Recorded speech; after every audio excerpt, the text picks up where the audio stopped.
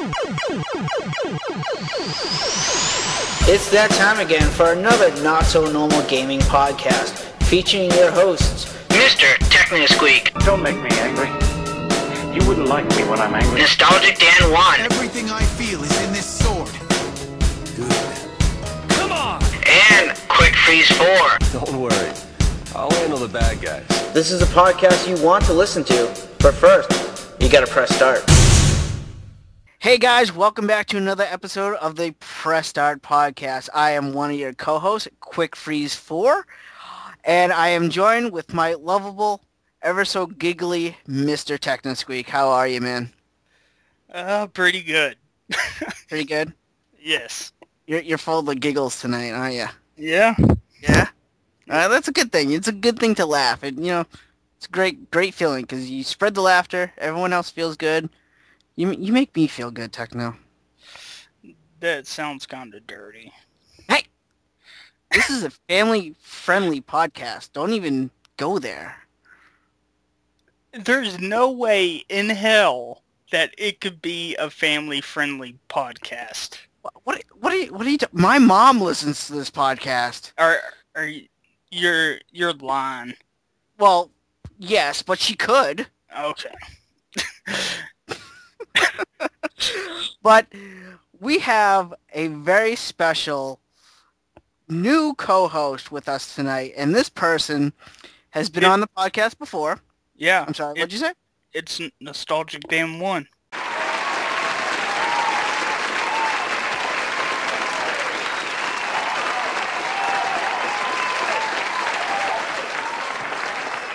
Nostalgic Dan 1 is back. He's back in spiritual form in the astral plane to join us as a new co-host.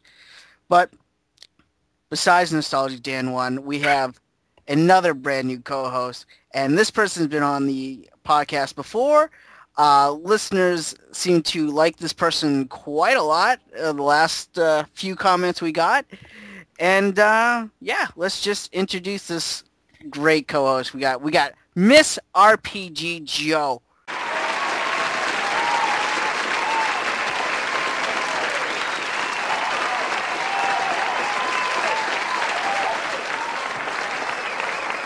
Hello.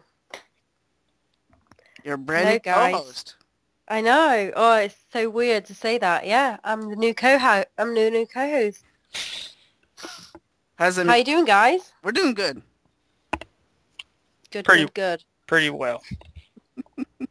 It's very strange to say that because the last time I was on, I was a guest, so it was like really easy to just gel into it. But now I'm actually a host. So. Well, that was the trial episode. You guys understand? She was.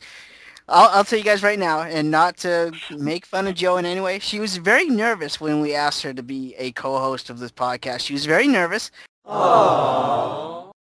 So we said, well, why don't you come on as a guest, and we'll get a nice feel for you. You get a nice feel for us. See how you like it, and if you really feel confident in being co-host, be a co-host. We would love to have you.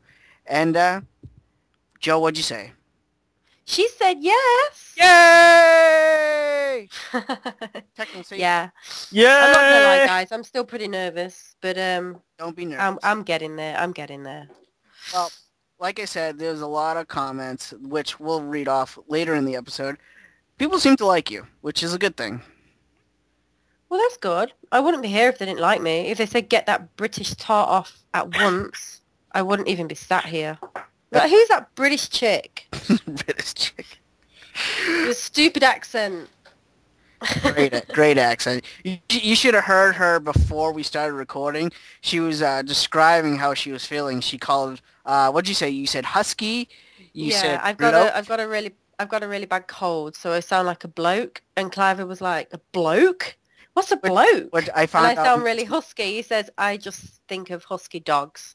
I was like, and anybody who's in Britain will know what husky and bloke means, but yeah. And what basically, I've got a cold. What do they mean? It's just a slang word for geezer, man, dude. It's just bloke. We use bloke over here, fella. And yeah, I've got a bit of a husky voice if I sound quite deep today. Yeah, I've got the sniffles. So if I sneeze or cough, Ignore me, guys. I'm a little bit under the weather today. We've had really shitty weather over here in Britain. Pissing it down with snow. It's like minus 4 degrees outside. So, yeah. Bear with me. I'll get there, I'm sure. Now, when you said husky, I immediately pictured like an Alaskan dog. Well, why wouldn't you? Well, you know, it's different cultures, man. It's United States versus the United Kingdom. Well, that's one good thing about me having me on, you know. You're going to learn a lot about the British culture, and I'm sure I'll learn a lot about American as well. Listen, all you need to know about American culture is we like hamburgers, we like things easy, pizza, stuff easy and quick, and we're lazy. Yeah, we're pretty much lazy. Well, that's not too far from what us Brits are like as well. Apart from we speak our mind quite a lot. And I think we can get ourselves into a little bit of trouble at times by doing that. But I guess that's cool for the podcast, right? You want someone to speak your mind. Is that not right? That's right. Yep. Of course. You don't want someone laid back, do you? Techno's pretty laid back. Well, Techno's laid back. That's just Techno. It has to be laid back. I love you, Techno. I know. I know. He says that every time. You know one thing I do like about you, Joe? What's It's pretty obvious, is your accent. I love your accent. Really? Really, really. I'm serious, because like I said, we just went over bloke, we went over husky, so we're like, I'm going to learn a whole bunch of like new words from you, and I don't know, you just have a great accent, and people say I have an accent, which kind of seems weird to me, because I don't think so. Well, it's the same thing with me. Yeah. You know, I'm Nottingham born and bred, which is part of the East Midlands in the United Kingdom in England. And when I go to different parts of the UK and they say, "Oh, you've got such a great accent," I'm like, "Have I really? Do I really sound that different?" But obviously I do to you guys. But yeah, it's cool. It's really, really cool. But yeah, I guess I do have an accent then. Yeah. Yeah, I heard people tell me I have an accent all the time. It's like, dude, you have a really heavy Boston accent. I'm like, what are you talking about? And like, I didn't realize this until I actually went to like the west coast of the United States, and they're like, dude, you don't pronounce your R's. I'm like, what are you talking about? He's like, say car. I'm like, okay, car. Like, I don't say my R's. I guess that's how like all people in like Massachusetts say, you know, their words. They just don't pronounce R's. Never really understood that until now. So how do we say it? We say car. Car. Car.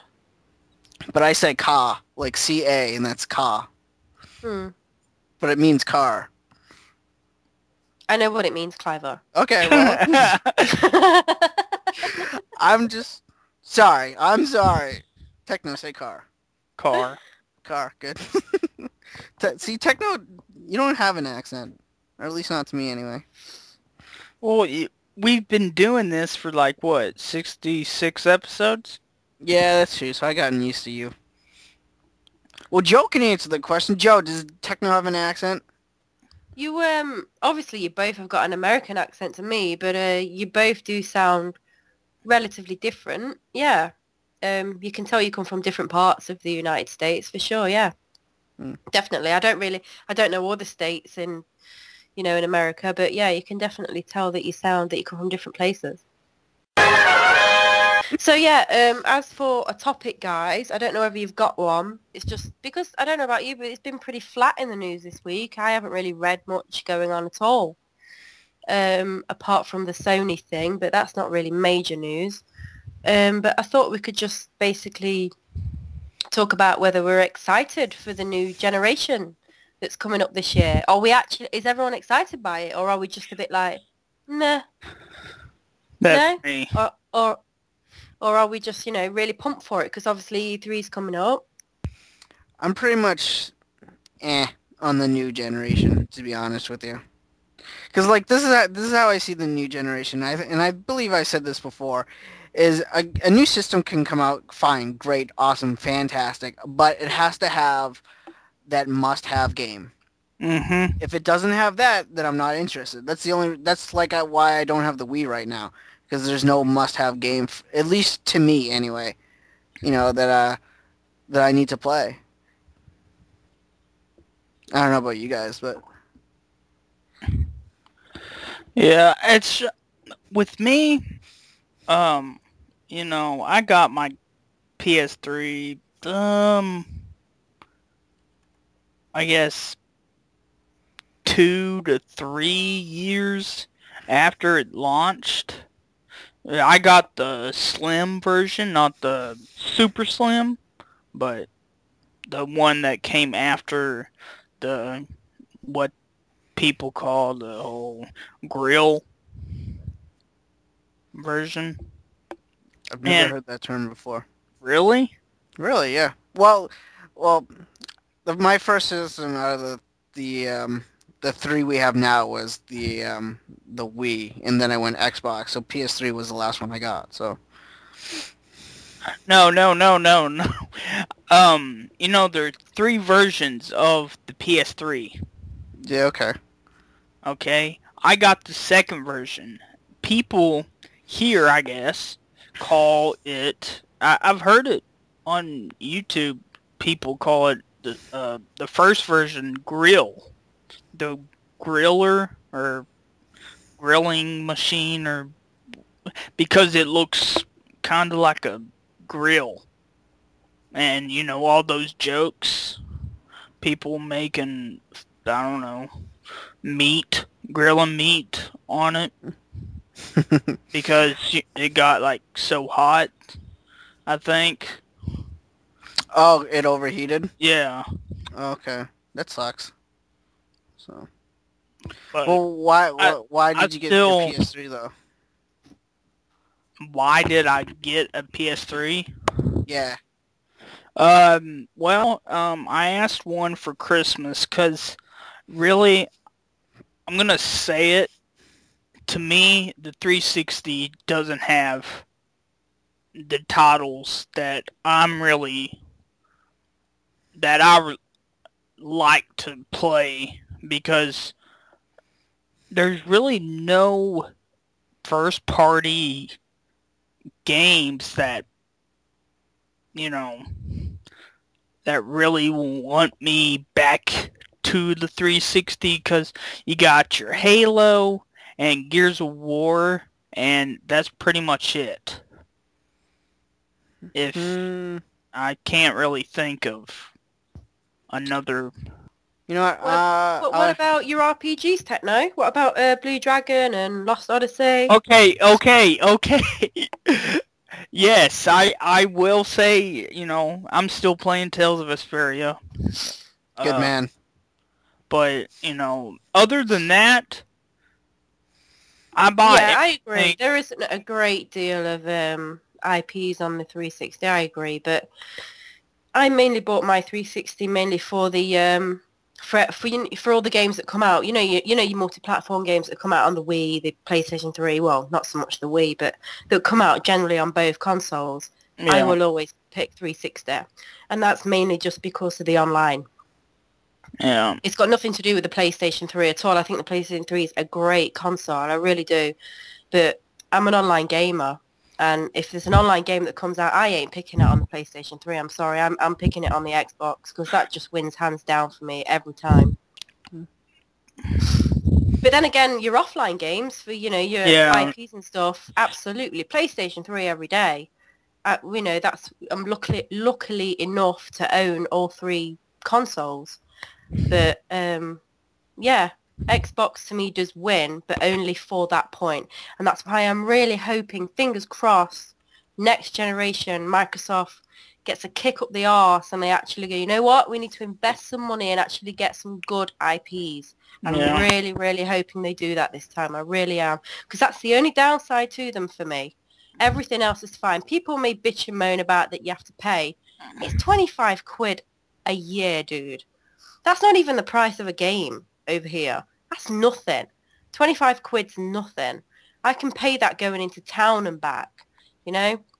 I'll pay that all day long for the sort of experience I get on Xbox. PlayStation 3, I've got like 20 friends on there. I don't think I've ever spoken to one of them.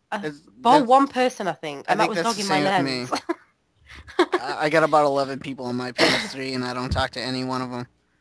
Yeah, me neither. But on Xbox, I'll jump in and out all day long, you know? I'll jump in and out to everybody's games. And that's the good thing about the Xbox. I can be playing, I don't know, Minecraft, and Techno can be playing Sonic All-Stars Racing, and we can have a good conversation. You cannot do that on the PlayStation 3, my friends. So yeah, that's a big win for me. But that's not me bagging on the PlayStation 3, because I do think it's an awesome console, because Ni No Kuni came out on it. Yay! So yay! It's not a complete bag of shit. It was just a Blu-ray player for the longest time in my house, but now it is a console at last. Yay! Yeah. Yeah, I use my PS3 mostly as a Blu-ray player too, but I've said this before, but I love getting the collections on the PlayStation 3. Like I got the Jack and Daxter collection, Silent Hill, I got the Eco Shadow Colossus. Great collection selection on the PlayStation 3, but Techno, what do you like on the PlayStation? I don't think you ever told us. Oh man.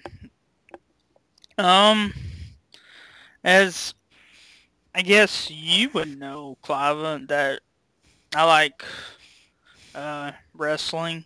Or, well, back in the day, let me just go into this little story. Back in the day, during, you know, the 90s, when wrestling was actually good, me and my father used to watch it all the fucking time. And I still watch it to this day. It's just kind of a thing I do. And I played the wrestling games on PS3 because that's, you know, I played the wrestling games, you know, on PlayStation system. And yeah, I did play, you know, the great WCW versus NWO Revenge on 64. But enough with wrestling. I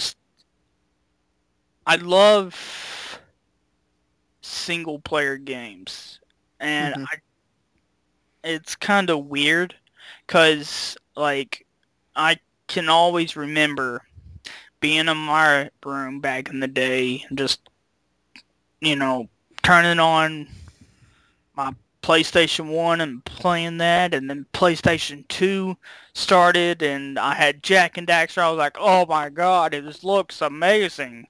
And, you know, so, I mean, I got Batman, Arkham City, Arkham Asylum, you know, both of those. You know, Mortal Kombat. The reason why I pick that up on the PS3, because with fighting games, I have a thing where if it has extra characters that don't get to be on the other systems, I like to have the full roster. No, I know about that because Street Fighter Cross Tekken has 5 exclusive characters for the PS3, and the Xbox doesn't. And I actually have both copies of that game. I have it on the Xbox and the PS3, just so I could have access to all, you know, those extra 5 characters. But if I had to choose, I would pick the 360 one over it, because I like the online better on the 360. But yeah, I know what you're saying though, because Mortal Kombat got Kratos. Yeah. So even though I don't use him, but I do play with him sometimes. But and you know, I just kind of got into the whole PS3 versus 360, which I don't want to bring up because, you know, for a minute or for a while there, I was like, PS3 fucking rocks, fuck 360, you know, one of those fanboys, you know, trying to bring back the love of my Sega fanboyism. But yeah, and then I, you know, kind of just said, hold on, there's some games that are on 360 that aren't on PS3 that I love, but, you know. So I guess that kind of brings it down to what are you going to buy then, Techno? What if, are you going to go for the new Microsoft or the new PlayStation? Oh man. Because they could be both released this year. As far as we know, Microsoft have said it's going to be released before Christmas, and the way Sony's going, it's a good probability. So not knowing what the specs are at this point in time, what would you go for? The new PlayStation or the new Xbox? Man, I have no idea. For right now, like this year, I will not be buying a new system. Unless it's like a Vita or something. But right. Because I don't have the money to do that. And I have tons of other games on my PS3 and 360 I could play. Okay, so let's say money was no object then. Okay. Let's just say in hindsight. Someone says to you, right, Techno, here you go. They're both released now. Come Christmas 2013. What do you want for a Christmas present? Do you want the Xbox 720 if it's going to be called, or the PlayStation 4, whatever? What do you go for? I guess. Bear in mind, you don't know the specs at this point, so you're just going on. That's a hard one. I know. Oh man. I guess it really depends on what comes out for each of them. Yeah. So you're talking about more release titles. What are they going to have in the first, say, 9 months of their console release, really? Yeah. For me, it's not so much about the games. It's basically what it's going to offer now, because I know a lot of people talk about, gaming machines shouldn't be this multimedia thing. It should go back to, a proper console. Well, I did think like that for a time, but to be honest, I'm one of them people that uses my Xbox for everything. I use it to watch movies. I use it to watch Netflix. I use it to watch BBC iPlayer, ITV Player. I use it for everything, basically. It's my media hub. So I use that over, and I know the PlayStation 3 offers that as well, but I do prefer it on the Xbox just because of the home screen. So for me, it's what they offer. For a start, it's 99.9% certain that Microsoft is getting Blu-ray, so that's awesome. So that's a big plus for me, because I no longer really have to have a PlayStation 3 in my living room anymore. I can just bring that straight upstairs, and that's going to basically be for the IPs, because that's all that system will be for me. But yeah, I know what my answer will be. It's going to be the new Xbox for sure. But then again, if PlayStation 3 really do come out of the water, and they've nailed the online and they've nailed the goddamn downloads, Jesus Christ. Yeah. I put and Ni No Kuni also, right. Now listen to this, right? I knew I was getting Ni No Kuni today. It's release date over here in the UK. So I switched my PlayStation 3 on yesterday. I thought, fuck this. I'm installing the updates before the game even comes. So I did all that. It didn't take that long, actually. I was quite impressed. It took about 15, 20 minutes. It's still long, because Xbox is done in a second. But whatever. I don't care. I can get past that. Put the game in today. Put it on. Boot it up the screen. You need to install this shit. Yes, you do. Fine. I'll install it. Please prepare for 15, 20 minute wait, you fucker. You got 15 to 20? 15 to 20 minutes. That's Really? bullshit. That shit took about 30 to 35 minutes. So yeah, okay. I'm used to that with the PlayStation. I set myself time aside for that. I was making dinner at this point. I thought, that's fine. I'll make dinner while that's happening. Sat down, it's installed. And then I forgot, because it's such a long time since I switched my PlayStation 3 on, that not only do you have to install it, it then has to actually, not download. It actually has to initialize and actually download to your console. So not only does it install or download first? I can't actually remember which one it does. It downloads first and then installs. That's right. Downloaded for 35 minutes and then installed. I thought, Jesus Christ. I mean, don't get me wrong. Once it's up and running, it's fine. It's as fast as it could be. But Jesus Christ, they make you wait. They really do. They need to nail that in the next one, dude. They really do. The amount of times I've gone to switch that console on and then it's gone, you need to update. I've gone, fuck that, and switch that right off. So it took you 15 to 20 minutes to install Ni No Kuni? Yeah, yeah. It took me like 10. Really? Yeah, it wasn't too, but like I just went on YouTube and watched like 2 or 3 videos. Well, that's not bad, because I've had games that have took a hell of a lot longer than... I've downloaded demos that have took days to download, and that's no joke. I've actually... I mean, we didn't have a very fast connection then, I'll give you that. We've got the fastest one you can have now here in the UK, which is like 150 meg broadband, so we're downloading at quite a fast speed. But back then, if you're on like a slow connection, dude, like what we used to be on, like 10 meg or 20 meg, oh, you'd be waiting forever. You really would. But that's me going off on a rant again. I really don't hate the PlayStation 3, guys. I really don't. Trust me, I don't. I just wish it could do so much better. It really could. I want it to do better. That's all I'm saying. For the next gen, I want it to do better. That's all I'm saying. The whole multimedia thing kinda just started with the Dreamcast with the, adapter or the modem, so you can check your email, go online. And then when the PS2 came, it pretty much became multimedia. Yeah. With the DVD drive. That's why I bought my PlayStation 2. Yep. Because it had a DVD player. It was the cheapest. Just like with PS3. It was, at the time, was the cheapest Blu-ray player. And I'm still going to chime in on my next system. It really has to... I kind of have mixed feelings. Like, I kind of think the system has to have, like, this multimedia being able to play DVDs/Blu-rays.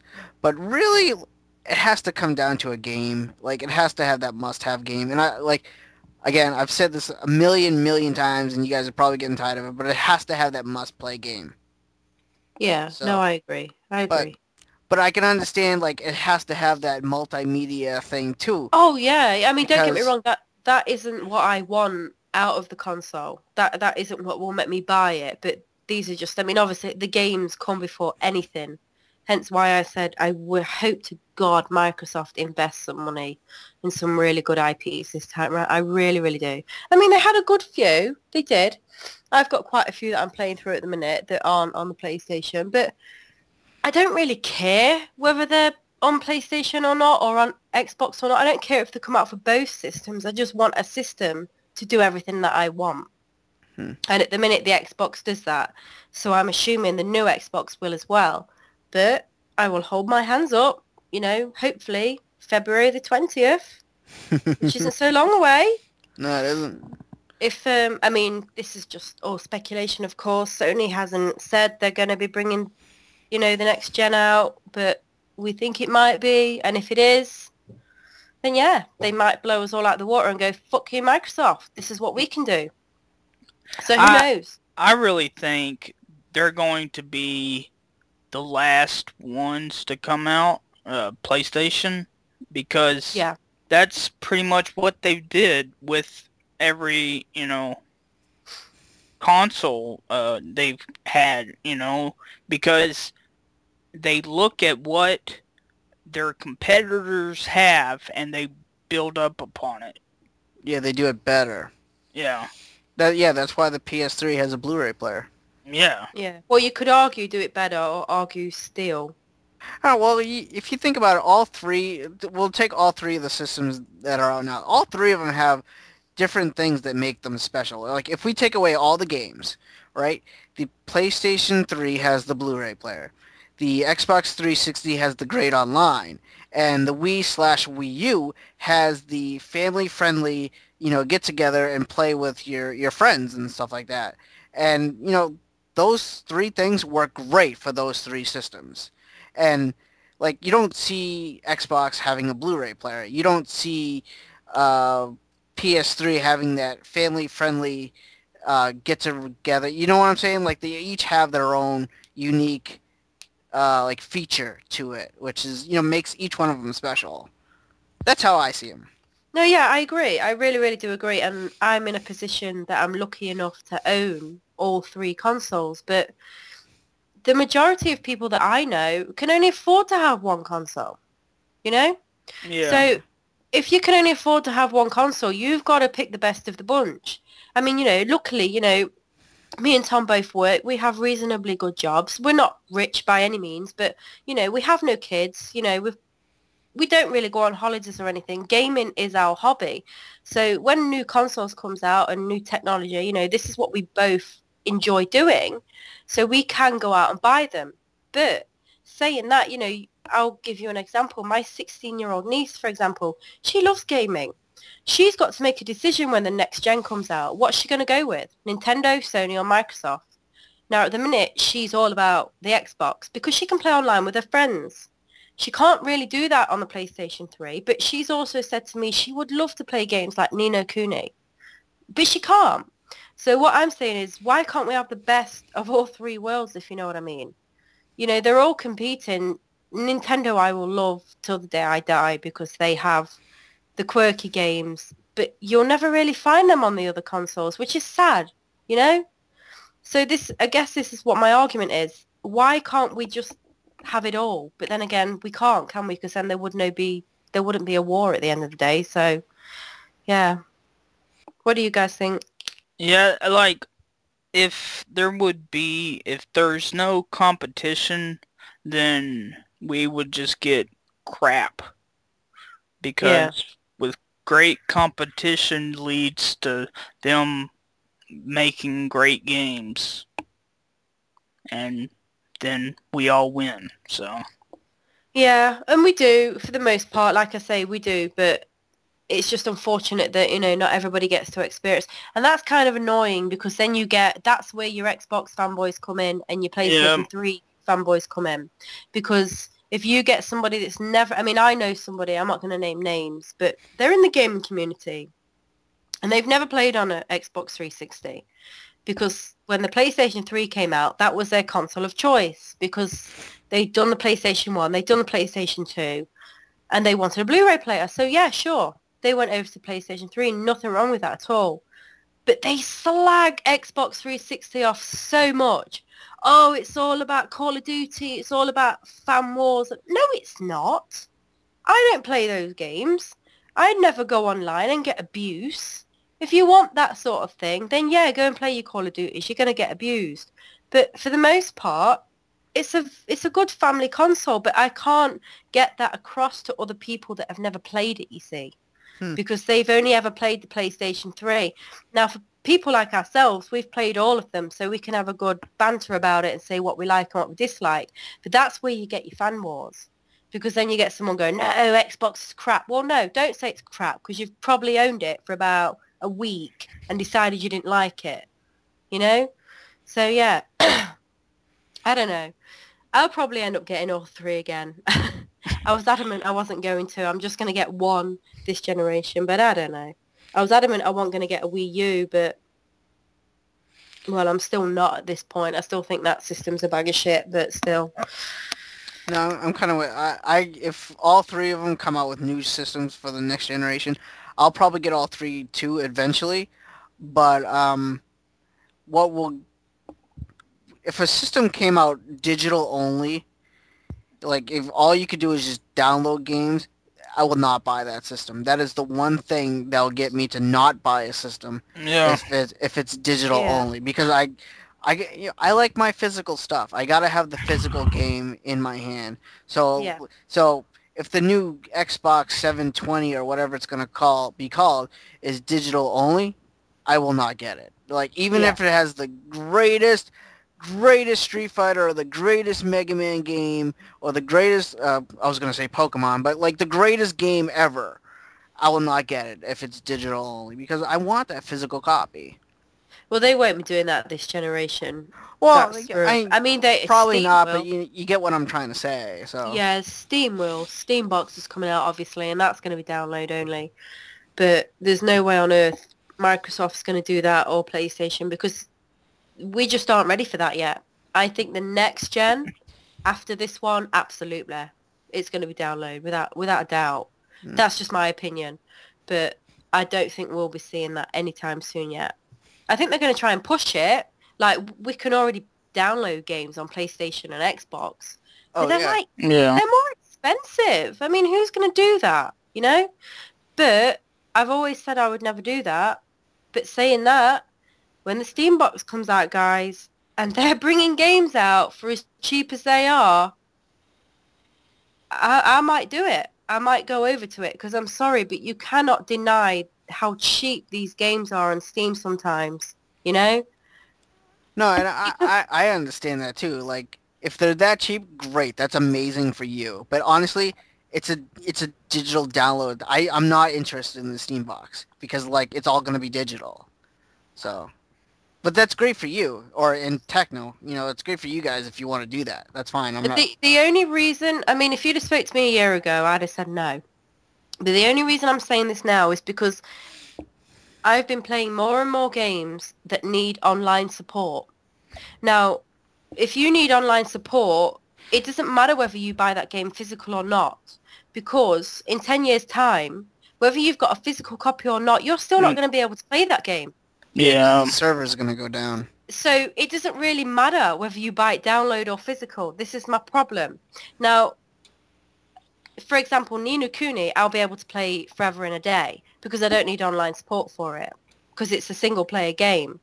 But a lot of online games now need servers. So therefore, why the hell do I need a physical copy? Because I only have a physical copy. I mean, I'm like you guys. I've got a game collection. I'm sat here looking at it now. I love my physical copies. But I'm only looking at my physical copies that I know I can go and play in 10, 20 years' time and show my kids and go, wow, look what I used to play. But I can't go and show them, say, I don't know, the new Elder Scrolls 7 or 8 that's only allowed online. It needs a server in 30 years' time. There's no point showing them that because you can't play it. Do you know what I mean? So when it comes to online games, what's the point? I might as well buy them digitally because I'm not going to be able to play them in years to come. Yeah, sure, I can own a physical copy right now, but theoretically that might as well be chucked in the bin in 10 years' time because you won't be able to play it. But single-player games, on the other hand, absolutely. I'll buy them physical all day long. Well, guys, it's time for news. And first up, Muramasa Rebirth for Vita will have a completely new English localization. Alright, so following our reveal earlier, they have announced the PlayStation Vita version of Muramasa the Demon Blade for US release in North America. The game will be titled Muramasa Rebirth. The original version of Muramasa on the Wii was published by Ignition Entertainment and was somewhat lacking in its bland localization. Muramasa Rebirth, on the other hand, is getting a completely new localization from Anxis. I don't know how you pronounce that. I guess it's, it's a Japanese company. There you go. Additionally, Anxis have also confirmed that previously reported paid DLC, which will allow you to play 4 additional short scenarios with 4 new characters, will be made available for purchase in North America. They haven't released the date for Muramasa Rebirth yet. Also, the game will feature a separate jump button, unlike the Wii version, which used up on the D-pad for jumping. So yeah, there you go. That's one for me to buy Vita for. Okay. Xseed also releasing Ys Memories of Celceta, Rune Factory 4, more this year. Killer is Dead isn't the only new game announcement out of Xseed. If you don't know what Killer is Dead, it's like a new Killer 7 game. So, yeah, I only played the first Killer 7. I'm guessing that's the, I don't know if there's a one after that. And it was weird as hell. The company randomly decided to reveal a bunch of 2013 releases at once, including the welcome localization of Ys, Memories of Celceta, the first Vita iteration of the long-lived action RPG series that's coming this fall. Oh yeah. Oh yes. The Vita will also see Valhalla Knights 3 sometime this fall, an action RPG with 20 different job classes for players to equip as they take their parties of 7 out on quests. Xseed is following the successful Steam release of the Ys games with a PC version of Ys 1 and 2 Chronicles Plus in February. Hell yeah. So it sounds like you'll be getting a Vita then, Techno. Oh yes, I will. Sometime. A remake of the very first 2 Ys games, most people know. The Vita's getting better. Yeah. Hell of a lot better. Finally, Rune Factory 4 is due on 3DS this summer, allowing players to choose a male or female protagonist for the first time. All this is in addition to Pandora's Tower, which was just announced on Wii. Xseed is an interesting little company. Yeah. Xseed. Go Xseed. Woohoo! Go Xseed. Well, if you wanted another color for your PS3, well, one is coming to North America, and it's the Garnet Red PS3, which comes with a God of War Ascension bundle.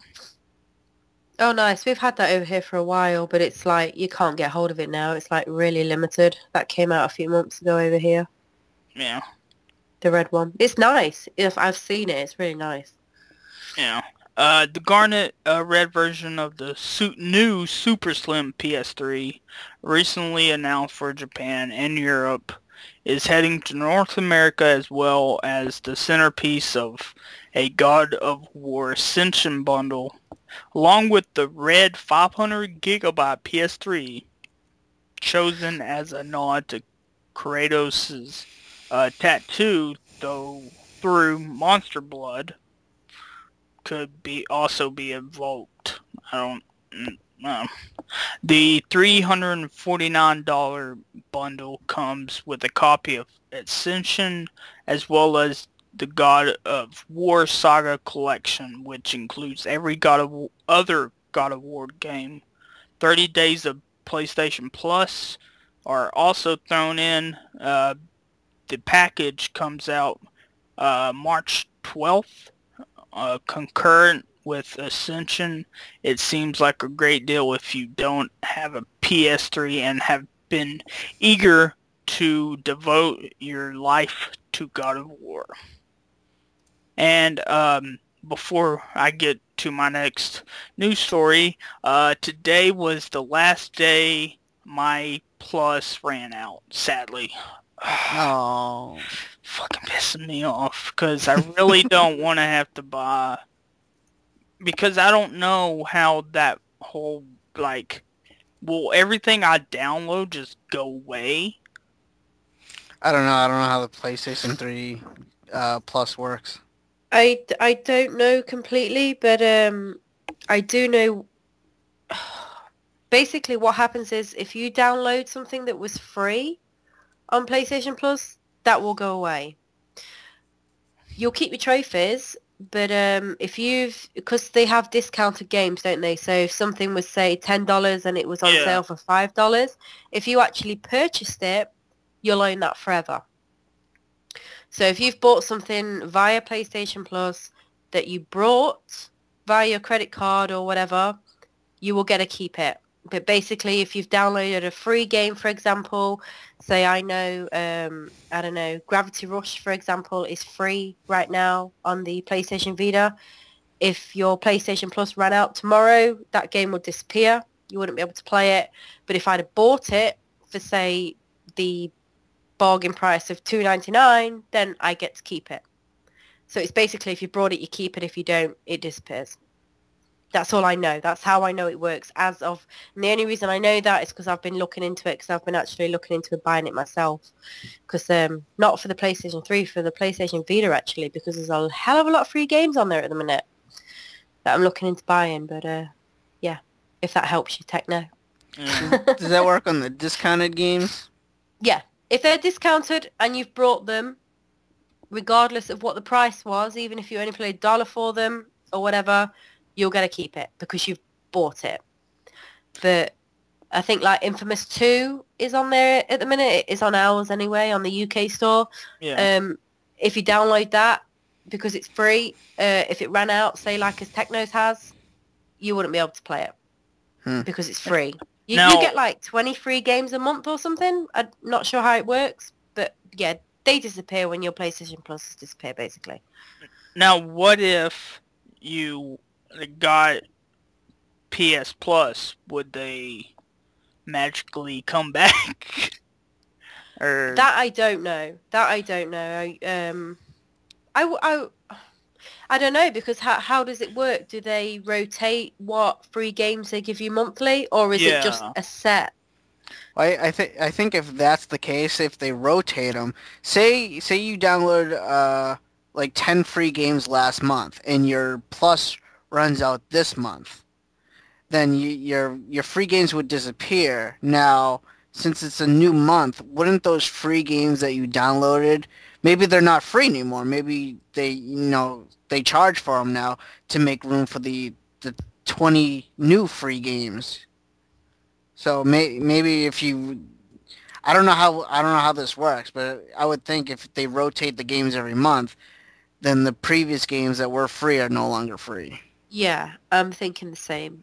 That's basically, I look because they've got a sale on the minute at Amazon. It's really cheap actually, PlayStation Plus at the minute over here. You can get it for like 25 quid for the whole year.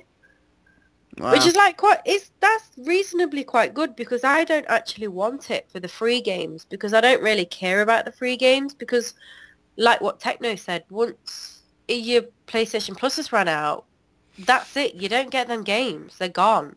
Well, it's actually, if you think about it, it's actually a very smart move on Sony's part, because... Oh, yeah, it's smart. Because you do not want to lose these free games that you don't want. That's the last thing you want to do. So what you have to do to keep those free games is to purchase another month of PlayStation Plus before yours runs out. So that's it. That's what I think what Sony does, is they use that to keep you buying more PlayStation Plus month by month by month, because you don't want to lose your free games. I think that's how their business plan, or that's how they're looking at it. Well, yeah, I think so too. I mean, it makes sense on their part, but say if you're only planning on buying, say I was only going to buy the 90-day one, and I think it's something like 10 quid, which I'm happy with, but I just wanted to purchase the discounted games, because there's a few games on there which are half price at the minute. And if I buy them at half price, I get to keep them games because I brought them. So it works out good in that way. But yeah, if I'd have downloaded, say, Infamous 2, which is on there at the minute, and I was halfway playing that game, and then my 90 days ran out, yeah, I'd be pissed. You can't really go back and play it until, like what you say, yeah, I'll go and purchase it again. So yeah, it's a clever move on their part, but yeah, it swings and roundabouts, I guess. It's good in certain points, but yeah. I don't know. Yeah, I don't know exactly how it works, but yeah. I don't either.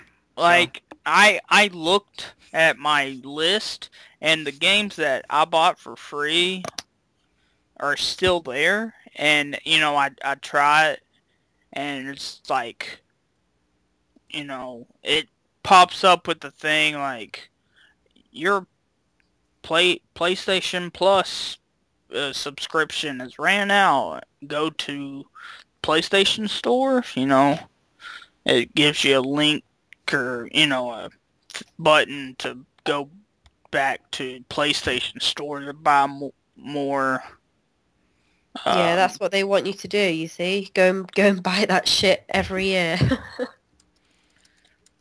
Which I'm guessing I did a year subscription. I guess I'll just do a month because it's $17, and I'm like, that ain't that bad. Yeah, I always thought it was quite expensive, but when I looked into it, it's actually not that bad. I mean, at the end of the day, it's like Xbox Live, really. Yeah, it's pretty much the same thing. You don't get the online. No, if that's one thing they should do. Actually, they should look into doing. If they had made the online a hell of a lot better with the PlayStation Plus, then that would have worked a hell of a lot better for them. Because I think they would have got a lot of people going over to. I mean, the online. When I say online, I know you can play your general online games like your Call of Duty and stuff. I'm mainly talking about party chat. So. Yeah. I've got a bunch of friends on X. Sorry, go on. No. That's one thing they need to do with the next PlayStation. They need to have like a set of headsets, kind of like Microsoft had for the 360. Cheap headsets, but still, kind of work. All right. It's basically just how easy it is. I mean, I've got a bunch of friends that I play with on Xbox Live on a nightly basis. And 9 times out of 10, I'm not actually in their game. I'm playing something random like, I don't know, what have I been playing just lately? I've been playing a lot of Blue Dragon, for example. That's an offline game. It's not an online game. But I'm sat there with my headset on and I'm talking to Tom. I'm talking to Tom's friends. They're all in another party playing Minecraft. Some of the others are playing Battlefield. And it's cool just hearing all this banter back and forth. I want to be able to do that on the PlayStation 3. Yeah, but I know a lot of people now just use Skype. Well, you say just use Skype, and I'm one of them. I'm all for Skype. I am. I use it mainly over anything else. But for example, take Tom, for example. He sits downstairs in the living room. His PC is upstairs in the office. He ain't going to be putting Skype on to talk with his friends. He wants to just be able to just go over headset straight away. Online. Who's online? Oh, my friend's online. Join the conversation straight away. But the one good thing that is coming to Xbox is Skype. Yeah. So that's a good thing. So that's one more good thing for Microsoft. That makes me want to go over to them even more. Because if Skype comes to Xbox, that's even better. Even though Xbox Live actually works pretty good. I've not actually had any problems with it. So, but yeah. Anybody would think I'm a Microsoft fangirl. I'm really not. I've only actually been playing Xbox like the last 4 or 5 months. I've mainly been playing Nintendo and PlayStation 3, but I saw the lights. And I went over to Microsoft and I'm like, oh my god, this is what online gaming is. This is how it's supposed to work. It's so easy. But yeah, I don't know. PlayStation, get your finger out your arse and just work, and then I might go over to you. But until then, no. Nintendo to help Japanese companies bring their 3DS games to the West. Finally, Jesus. I read that. Yeah, I heard about this too. In order to boost the number of new games coming to the 3DS, Nintendo plans to work with Japanese third parties to bring their games to North America and European markets. Quote, among those third-party titles, both developed and published in Japan, there have been some games which Nintendo published in Europe including the Professor Layton series, unquote. Awada explained in a presentation today. Quote, we will increase the number of such games for the U.S. market as well as in Europe. We are also willing to flexibly assist third-party developers in bringing over their valuable games overseas, unquote. In other words, Nintendo will outright publish more games from other companies and assist in distribution of others. So, yeah. Yeah. Did they mention any games? Kind of like a game called Bravely Default. Bravely Default. Yes, I hope so. Professor Layton awesome. versus Ace Attorney, which I thought was going to come over here anyways, because I thought they did sell well over here. The Ace Attorney games did, but I'm guessing not. I don't know. I've had a few friends that picked those up. So yeah, that's the only two games they kind of listed. That Bravely Default, I really want to play that. Yeah, me too. That game looks awesome. Time. Have you guys got a 3DS XL? No. No, I just got the normal one. Yeah. Oh, right, okay. So. I thought you picked up the XL. No, like, I would have if I didn't have a 3DS, but I already have one, so I didn't, like, it's great to have the bigger size, but, you know, sometimes bigger isn't better, so. Yeah, I traded mine in for the XL. I had to pay something like 20 quid towards the new one, so it's, I don't know, I didn't want one for the longest time, and I didn't get one for ages. I was like, no, don't want one. I've got one. But then I played one, and I was like, Jesus, dude, the big screen's just, I don't know. I just can't go back to the small screen now. Yeah, but plus my eyes are getting worse, and the big screen just makes, like playing Mario Kart, for example, on the XL, is just amazing. I cannot play that on the small screen anymore. Yeah, but can you fit the system in your pocket? Well, I'm a girl. I've got a bag. Well, so yeah. Okay, well, take away the bag, I guess. Because, I can go to work. You know, yeah. I work in an office building. I could walk into work with a 3DS in my pocket, and it fits great in there. Like, I actually have enough room for, like, a couple pens, maybe my car keys, and my 3DS all in the same pocket. But if I have an XL, I don't think I could do that. Yeah, no, I understand that. I do completely understand that. It's rather large. Not going to deny that. But I'm not one for taking my 3DS out very often anyway. I usually play it at home. So that sort of thing doesn't bother me at all. The only time I ever take it out is if I want to go get some the coins. And I basically just bundle it in my bag and just take it for a walk around the corner if I'm going to the shop. But I don't really take it out. I don't take it to college. I don't take it to work. So that sort of thing doesn't bother me. But yeah, I get what you're saying, dude. I understand that completely. The original 3DS was just so compact. You could basically just fit it in your pocket. But yeah, these new ones are rather large. I won't deny that. They are quite big if, you know, you want to take them around with you. But it's one of them things, once you've played on them and you've saw how great the games look. I mean, for example, the DS games look phenomenal. Do they? They look fantastic. You know how the DS games look absolutely shit on the 3DS? You know how the screen looks so small and tiny? Hold on, right. You just can't play them. I think they actually look pretty good. I don't understand why people think they look like shit. I think they look pretty good. It's just too small. It's not necessarily they look shit.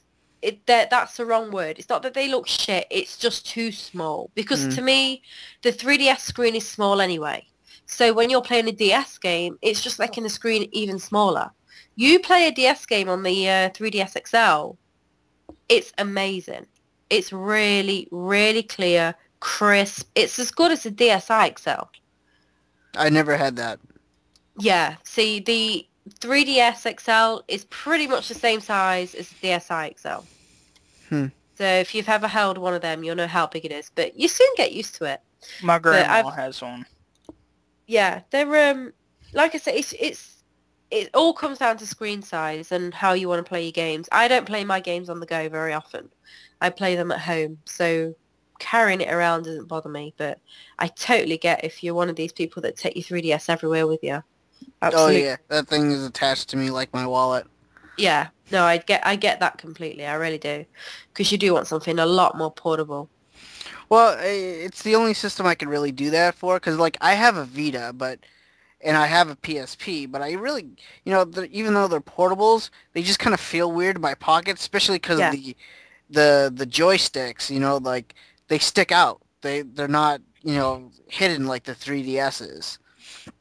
So like I just find it kind of weird. Plus the Vita has that back touch screen. Yeah. I'm always kind of afraid it's going to scratch it up with my car keys or something like that. Yeah. So I'm always afraid to bring a PSP or Vita with me when I go out somewhere. But a 3DS, I can throw that in my pocket. I have an armor for it, so it has like that extra protection. I can just slap that in my pocket and go anywhere I want. Do you know what I've started taking out with me, which is absolutely fantastic? You don't need a bag for the Game Boy Micro. Oh. That shit is fantastic, dude. And you know what? I've been playing Lunar Legend. That shit is fantastic to take around with you. It's so tiny. I'm actually scared to lose it, but it's a really, really good portable. That or the Game Boy SP. But yeah, that's my console to take out with me. I've always wanted a micro. Never had one. The screens. I mean, they're know. tiny. Yeah. They're tiny. They are tiny. But the screen on them makes the GBA games look amazing. They're like it's crystal clear, aren't they? Yeah. Yeah. It's backlit. It just looks so crisp. So nice. They're worth getting. If you can get one on the cheap, they're worth. Yeah. I've got the Famicom edition. Oh, yeah. Oh, really? Yeah. I didn't buy it myself. I've wanted one for years. Tom bought it for my birthday. But I love it. And to be honest, I hate taking it out with me because I'm so scared of losing it. I'm actually I'm always on eBay looking for a cheap one. One that's a bit scratched up that I don't care about losing if I did lose it. Yeah. Because I'm so scared about losing this one. But then I'm like, but it's so nice. And if I don't not want to use it, because if I didn't use that to take out with me, I wouldn't use it at all. And I actually want to get some use out of this system, because I hate these people that just buy stuff and don't use them. I like to actually use my stuff. So yeah, I take that with me. I've got a nice leather case for it. Shove it in my handbag when I'm at college or work and I'm on half an hour break. Take that out, and it's tiny and it's diddy, and yeah, it's great. I used to take my 3DS, but now I take that. No, that's cool. Yeah. But Yeah, the screen size is so small that the pixels, kind of form together to make it, looks so much better than a normal GBA. Really? Well, that's sick, because the screen is so small, like you say. The pixels, everything just look so crisp and clear on it. And because it's got that backlight, where I know some Game Boy Advance SPs, the first editions didn't have that, but then obviously they brought out the 101s with the backlight. They've got the same screen, but to me, just the holding the micro, it just... I mean, I'm a girl. I've got small hands anyway. I don't know about you guys, but it just fits right in the hands. Do you know what I mean? But yeah. I don't know. I'm looking at my hands right now. It's a lovely little console. If you can pick one up on the cheap, I'd say definitely do it, because the GBA games look gorgeous on it. They really do. How much do they go for? For a random, what I've been looking at just lately, if you just want a general one that's not boxed on eBay with a couple of games, I can get one over here for around about 20-25 quid. And that's any colour really, silver, black, green, pink. But if you're looking for the Famicom one, you're going to be looking at... That's the rare one, isn't it? Yeah. I wouldn't say it's that rare though, because you can pick it up really easy. Like, you go on eBay now, there's shit tons of them. It's just that people have put the price up. Now, when Tom got mine, he got lucky because he got mine at a reasonable deal. But now, I mean, I got mine about 2 years ago. Now they've shot up in price. They've gone up to like 200 quid. They really have. But I mean, if you can get one. Okay, I'm on eBay right now. No, I'm just interested. Your Famicom one, Right. with no box but with the adapter goes for. These are like buy it now as our best offers. This one's going for 120 US dollars. Let's see, a silver one is going for about 90. Black one. Really? Yeah, but these are saying, see, these are saying a Game Boy Micro Famicom System Game Boy Japan GBA Silver. That's a lot of words, so. That might be a Japan one then. Yeah, okay. I just typed in Game Boy Advance Micro, and now I got like American ones. There's one kind of like in a camouflage color going for $66. Here's one with like kind of like this blue swirly design for about 84. Let's see, battery. Oh, look at Nintendo Game Boy Micro Pokemon Pocket Monsters limited color Japanese version for $300. That's kind of cool. Yeah, that's one of the limited edition Yeah, ones. That okay. one actually looks really nice. Okay, here's a black one going for about $80. Buy it now. So they're still kind of up there. Here's one, a black one comes with 3 games and the adapter, to charge it up for about 90. So they're going for about 80 to $90. Wow. You know what, dude? If I find a cheap one, I'll send it over to you. Sweet. Because they're region free, right? I have no idea. Yeah, they are. They're region free because Lunar Legend didn't come out over here, and I got a friend of mine to import it for me. It only came out in the US, and I'm playing that on my European Micro. Oh, wow. Here's a Game Boy Micro Mother 3 Deluxe. Oh, that one's going to go for a pretty penny. Yeah, this one's going for $550 US. Oh, hell no. Yeah, that one's that's going insane. for a lot of shit, dude, that is. Yeah. Yeah, the Micros over here, for the most part, if you don't want it, like, boxed and mint condition, just, you want it to play on, you can get one for about 15, 20 quid.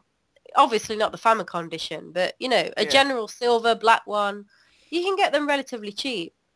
Yeah, like I said, I'm looking on eBay, and I'm just going down the list. They're all about pretty much 80 to $90. Because those consoles didn't do very well, did they, when they came No, out? because the DS was already out. Yeah. And Not a lot of people knew about them. See, I didn't know about them for the longest time. I think I was watching I don't know whose channel I was watching, and they brought up the Famicom edition. I was like, I've got to have that. And I remember saying it to Tom, I was like, I am having that. I want that. And then I got it for like my birthday like 2 years ago. I was like, oh. But unfortunately, my box that he got it in was a little bit battered. But I don't care. The actual system itself is absolutely mint condition, and I absolutely love it. yeah, But yeah, they're worth getting if you can pick one up. Yeah, I would like one, but I don't know if I want to pay about $80, $90. But No, I wouldn't either, to be honest. especially since when I have a Nintendo DS Lite, which works fine. Yeah. Yeah. So. yeah. Nintendo wanted, like, Game Boys to still live on, but, like, no one bought the Micro. So it pretty much failed. But, it's a pretty good system. I think that is actually going to rise in price. That's one of the only systems I think will go up, because I've seen that Famicom edition shoot up in price over the last 2 years. Because when I first wanted mine, I was I'm talking about UK prices here. When I was looking on eBay, they were going for around about 50, 60 quid when I wanted one. This is a Famicom edition. And I think Tom got mine for around about 60, 70 quid, which wasn't bad because it was boxed and it was in mint condition. But now you look and they're going for like 200 quid. So those have really shot up in price in the last 2 years. I think a lot of people are cottoning on to the fact that these systems didn't really do very well. And they just, they're getting them now before they become really, really rare. So, yeah. But, yeah, if I ever come across one, dude, and they're relatively okay priced, I'll just send you one out. Because they're region free. Nice. Now, you keep saying quid. I'm literally at a US dollar exchange rate thing, and they don't have quid here. They got euro, British pound. Yeah, they won't have quid on there. Okay. I was trying to find the exchange rate for quid. So, you know how you guys say books? Books, you know how you guys say 20 bucks? Oh, 20 bucks. Yeah, okay. Right? So you guys say that cost 20. Okay, I'll do it in an American accent. I'm going to completely batter it, right? That's 20 bucks. Oh my God, shit, I'm going to say it again. Can I have a burrito for 20 bucks? That was so awesome. Shit. How did that sound? That sounded so American. Did that sound totally awesome? Am I nailing this shit right now? Oh shit, you could totally say I'm American right now, right? I am laughing so goddamn hard. I've nailed this shit, haven't I? I'm actually really good speaking at American. Oh my God. Oh my God. That was fantastic. Totally awesome, dude. Totally. I've nailed this shit. But yeah. What the hell? This isn't even about video games anymore. This is just about accents. This is great. But yeah, basically, quid is what you say bucks.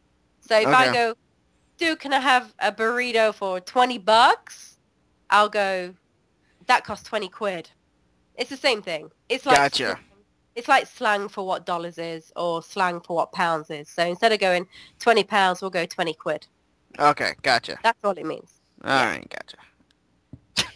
But if you want me to talk American, I'll talk American if you want. You know, you can talk American all you want because it's literally funny as hell. Is it really bad? No, it's not bad. It's just I hear you speaking in a British UK accent, and then all of a sudden you're talking like you come out of, I don't know, Minnesota. Can I have a burrito, please? Oh my God. Okay, you guys have got to try and do a British accent now. Okay, that's a British accent. And please don't say copper or bloody hell. I was gonna say bloody hell. That's so generic. Alright, we don't alright. say it like bloody hell. That's so generic. Say something else. What do you want me to say? Let's see. Give me something to say, because honestly I have no idea. I was gonna say bloody hell. I don't know. Just say something generic like, oh God, I don't know. Just say something like you would say in America, but in a British accent. It's like, well, I don't know. I'll go down there and have me some bananas, and it's very simple. I go down there, I pay 20 quid, and I get a big bag of bananas, and it was simple. Why does everyone always say bananas? I don't know. Bananas. Why do people always say that? Every time I talk to Americans, I always go, banana? It's a banana. Banana. I don't know. Joe, I've talked to you many, many times off the podcast, and the keywords you say are like banana, simple, bloody hell, bloke. Now, the only reason, Clive, for you saying banana is because the amount of times we played Mario Kart 7. That's where I first got introduced to you. Yes, because I used to go, that bloody banana. So, let's see. And then you said, like, oh, that's simple. So. Simple? Simple. So, yeah, there's my attempt at a British accent. Yeah, it's not bad, Cliver. Come on then, Techno, let's hear yours. Oh my God. I can't do that crap. You gotta try. Come on. Banana. Wait a minute, you put an R in banana? What? You put You it can't banana. say banana. You've got to say something like, It's like, I don't know. Jesus, it cost me knickers. Say What? pretend you're going into a shop or something, and you say, "Can I have this for 20 quid? Can I have that for 20 quid?" Say that. Oh my. Can I have... I can't do it in a voice because... You didn't even get past the third word. Because I can't do it. Excuse me, can I buy that for 20 quid? It's that easy. Not Say bad. it. Not bad, Cliver. Not bad. Say it. Say it, Techno. Go, go, go. Oh my god. I can't... Like, when I... Excuse me, I'd like to buy that Sonic the Hedgehog game for 20 quid, won't you, Mace? Oh my god. What How's was that? Oh my... Was that God. good? Yes. We're done. We're No, done. no, this is awesome. We're done. Next right, news story. No, no, okay. Just say 20 quid. Just say 20 quid. Yeah, say that. 20 quid. There you go. That's all we ask. Good job. You know what? Round of applause. Yay! That's your homework for next week, Techno. Oh my... Try and pronounce at least one sentence in British accent. Come on, I did it in like 15 seconds. Come on, and you can give me something to try and say in American if you want. I don't mind. I'll try my best. Oh my god. Oh no, I'm so tired. I'm so tired. Now you're trying too hard. Alright, honestly, I think we should move on. This is funny as hell, but seriously. Yeah, it's going on a bit, isn't Alright. it? Come on then, move on. Alright, Techno, is that also... This is still news, so... Yeah, this is still news. I got one more. Alright, So, go for it, man. after all that crap, Sega has no plans to re-release Virtual On Virtua Striker outside of Japan. Fucking bitches. Really? Yeah. The re-releases of Cyber Trooper, Virtual On, and Virtua Striker are restricted to Japan, Sega announced today. The Sega AM2 Duo are coming to Japan's PSN and Xbox Live Arcade on February 13th. But unlike Sonic the Fighter's Virtual Fighter 2 and Fighting Vipers, the three games they were originally teased alongside Japan is as far as they'll go. That's sad news for fans of soccer and or giant robots, which surely includes everyone, but you can still enjoy the Sega AM2 fighters on Xbox Live and PSN for 400 Microsoft points / $4.99. Fucking Virtual online. Damn it. Do you want a moment? Yeah, I do. Okay. Moment of silence for Techno's game.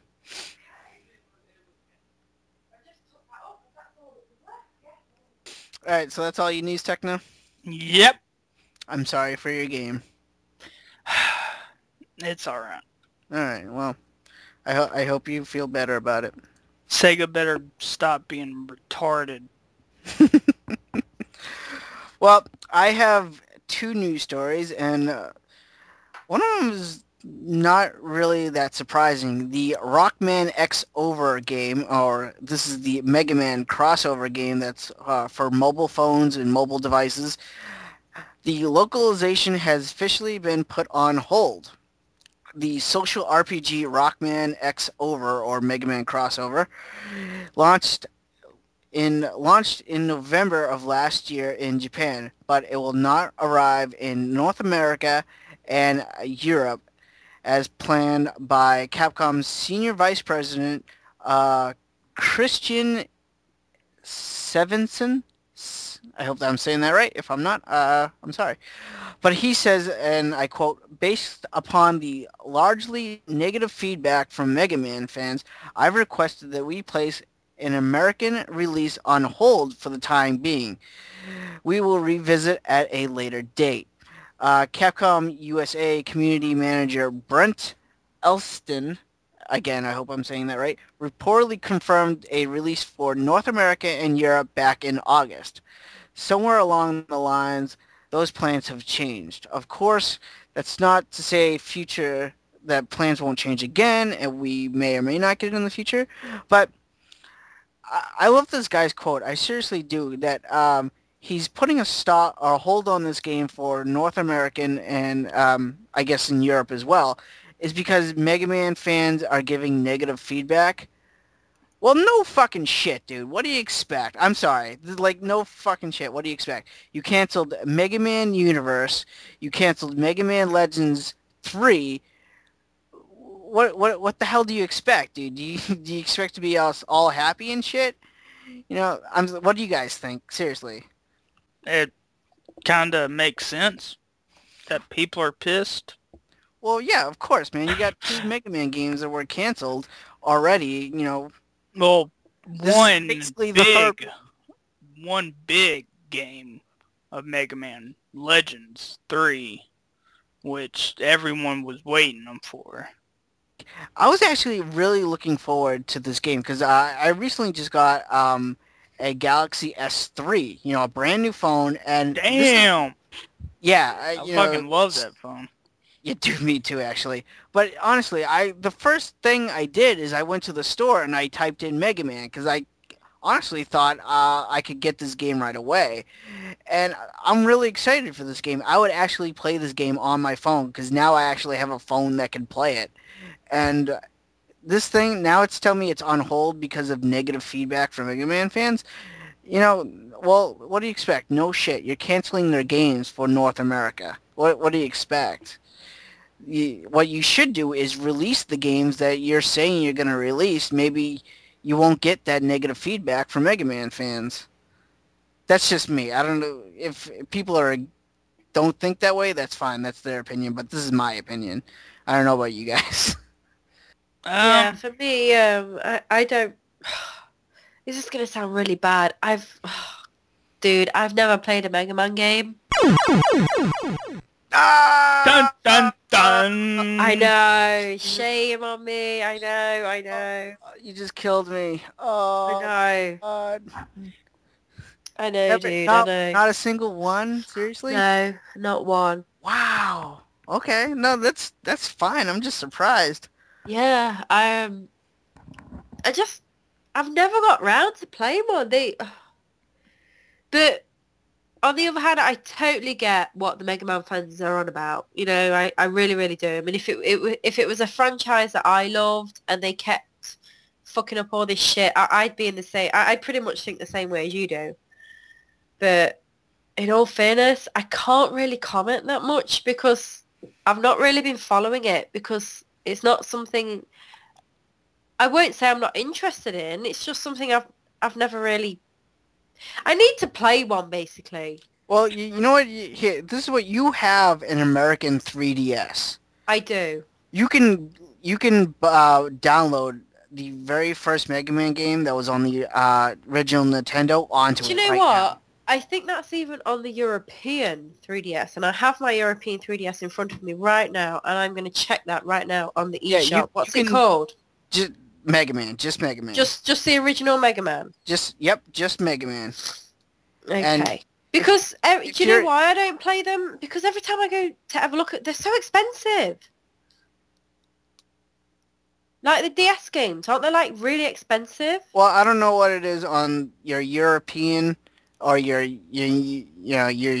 3DS, but on the American 3DS, they're about $5. Right. Or $5. So, and Techno, you remember a few episodes ago you asked when Mega Man 2 was going to be released on the 3DS? Yeah. February 7th.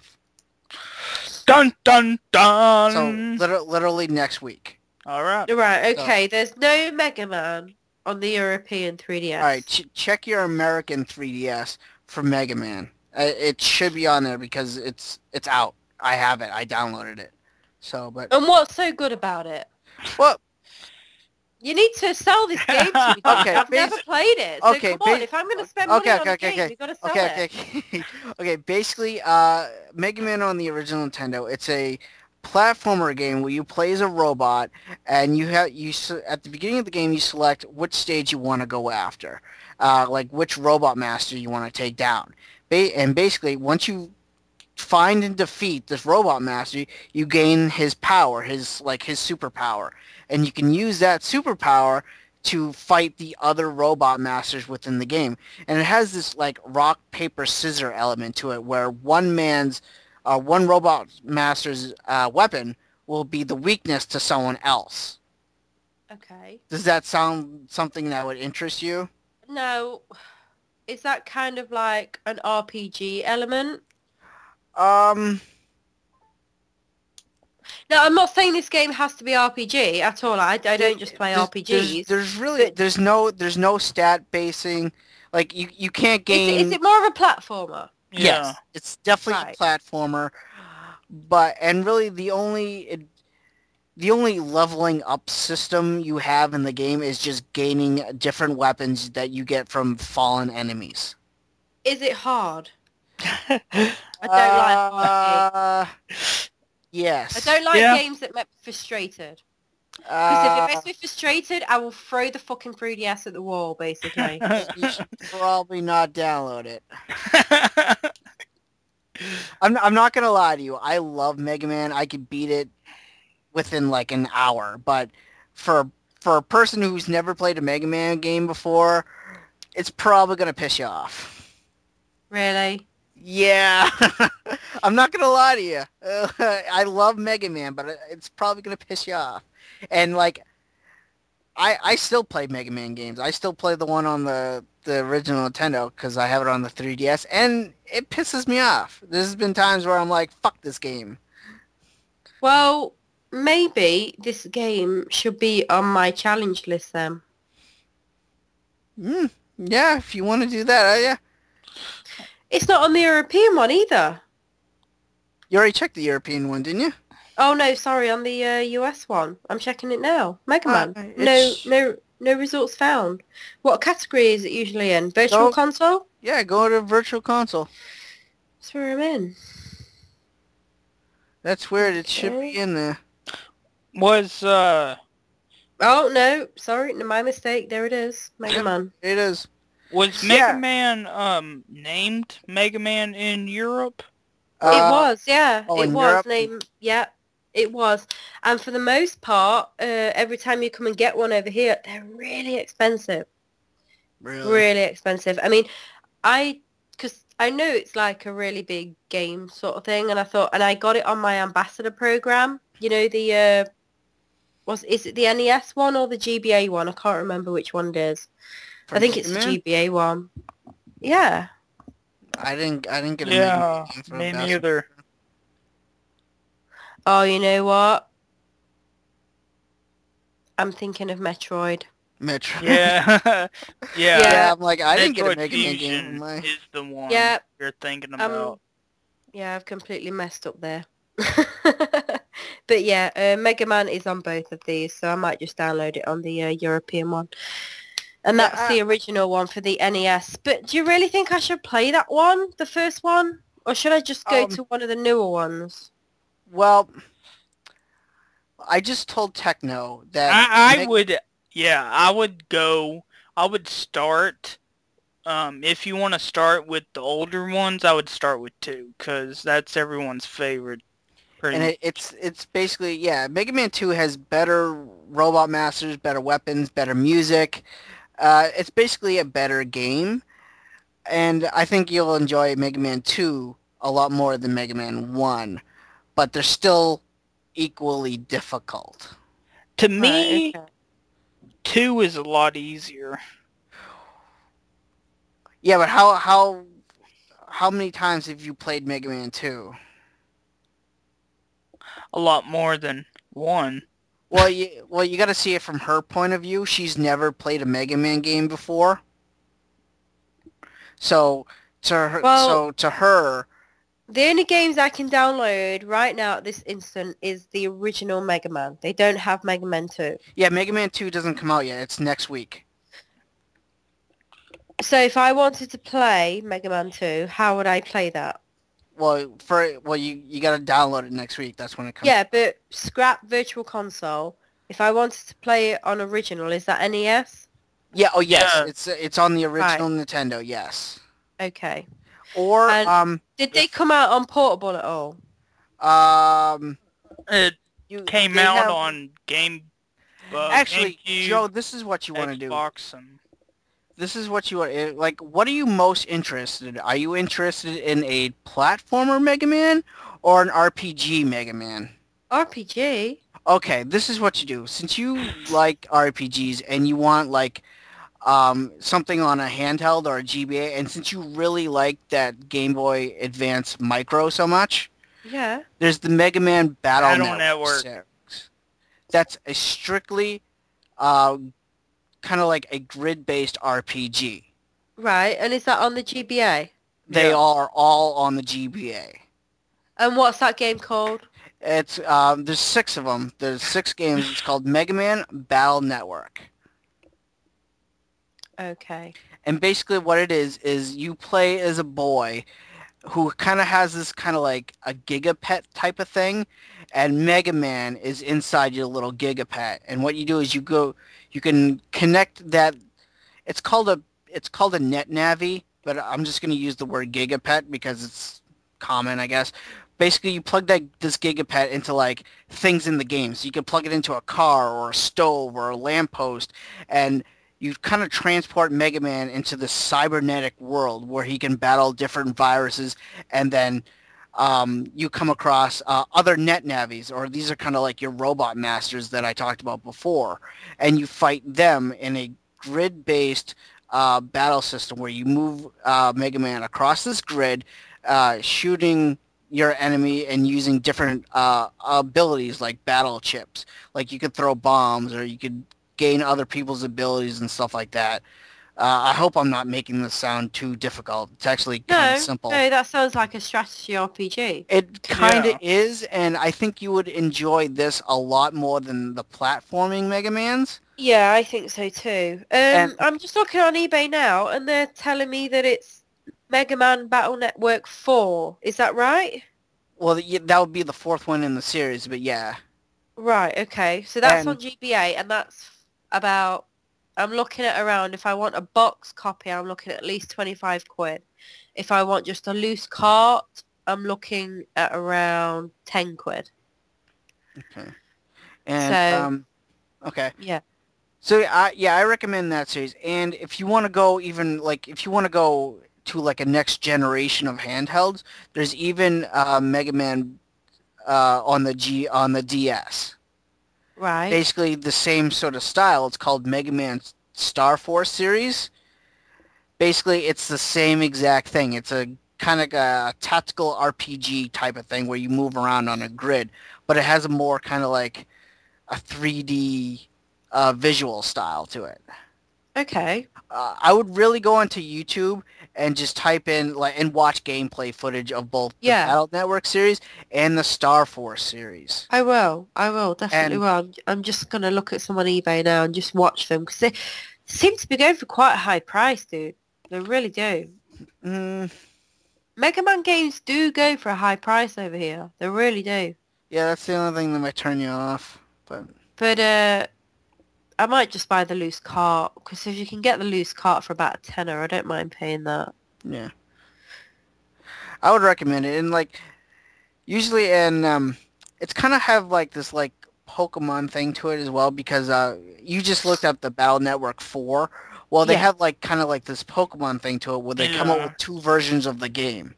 It's like blue and white and... Yeah, though, so we'll take Mega Man Battle Network 4, for example. There's one called Blue Moon and one called Red Sun. Basically, just like Pokemon, they're the same game, but, you know, there's slight differences. Like, some might have different battle chips while the other one does not. So you can kind of pick and choose. It kind of supports this, like, trading element, again, just like Pokemon, where you're supposed to trade, like, battle chips between your friends. Right, so they've had like a lot of revamps then, haven't they, really?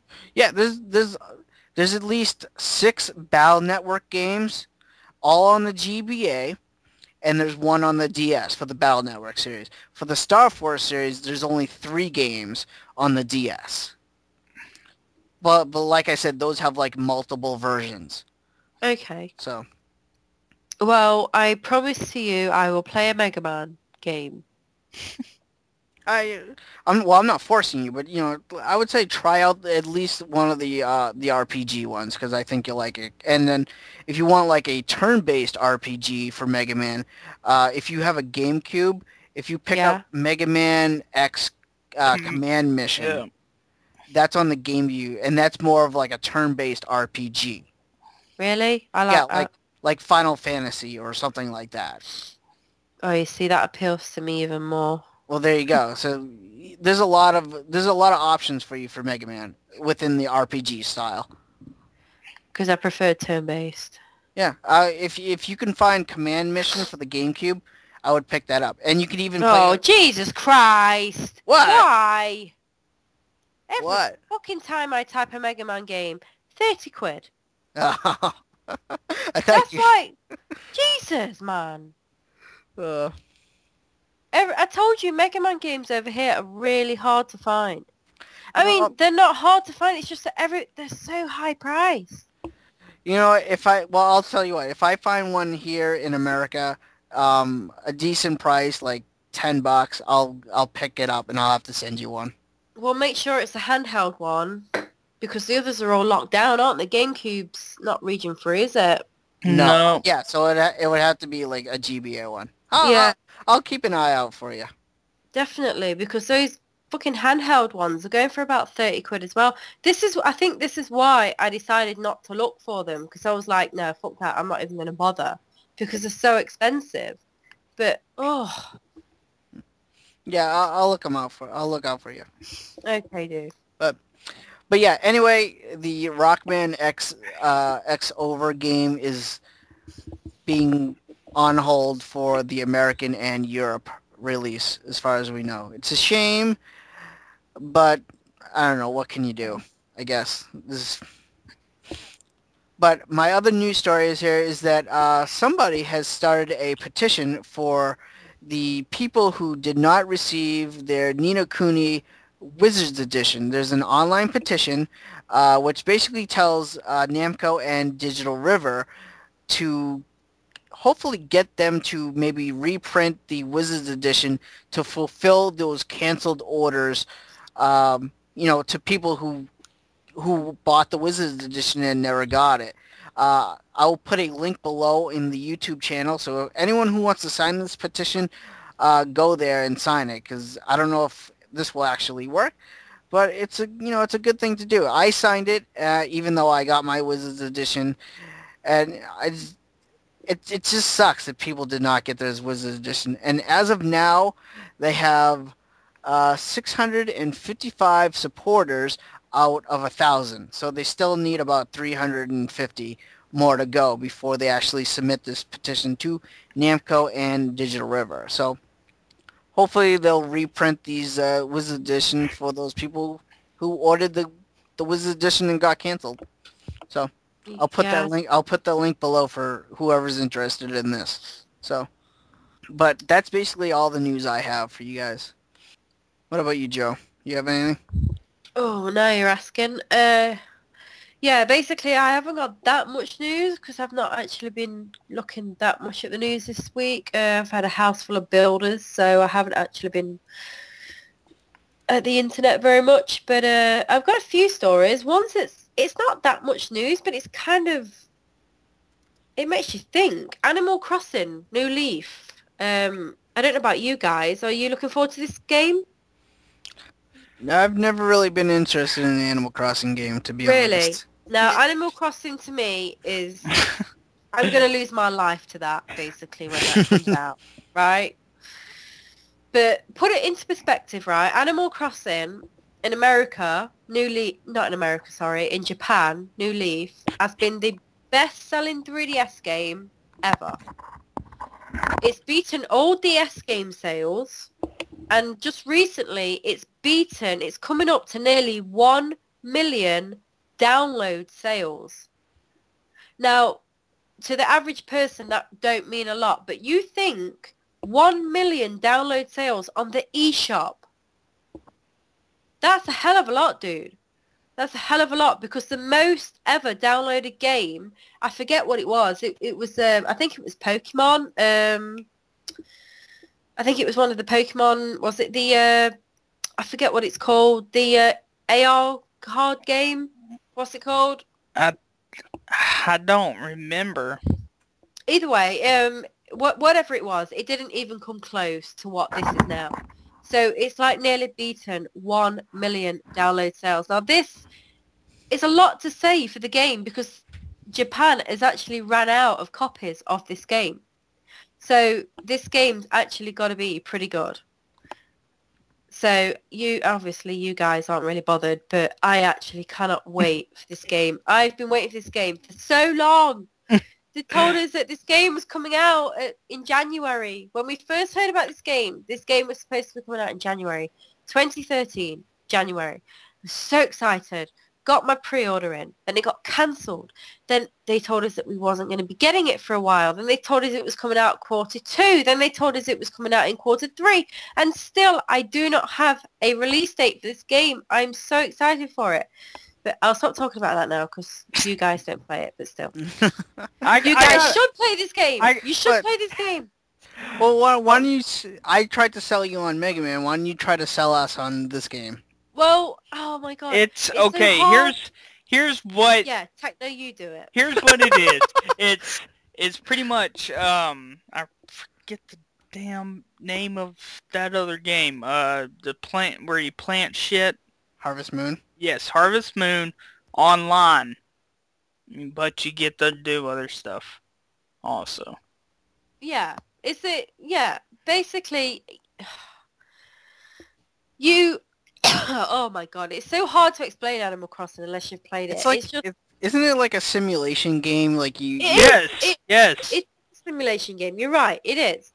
But basically, it never ends. You don't have an end to this game. So basically, people that were playing like the GameCube version... Yeah, that was me. ...are still playing that game. Yeah, that's me. It doesn't end. That's me.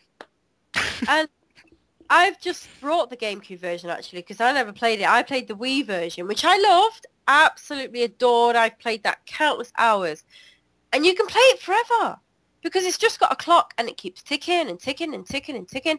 You get Christmas, you get Easter, you get Pancake Day, you get Halloween, you get Thanksgiving, you get absolutely every holiday in this game, and it keeps rolling over every single day of the year. And basically, and in the new one, you are now basically the mayor of your little city, if you like. So you get to control everything. In the previous ones, you just had a house.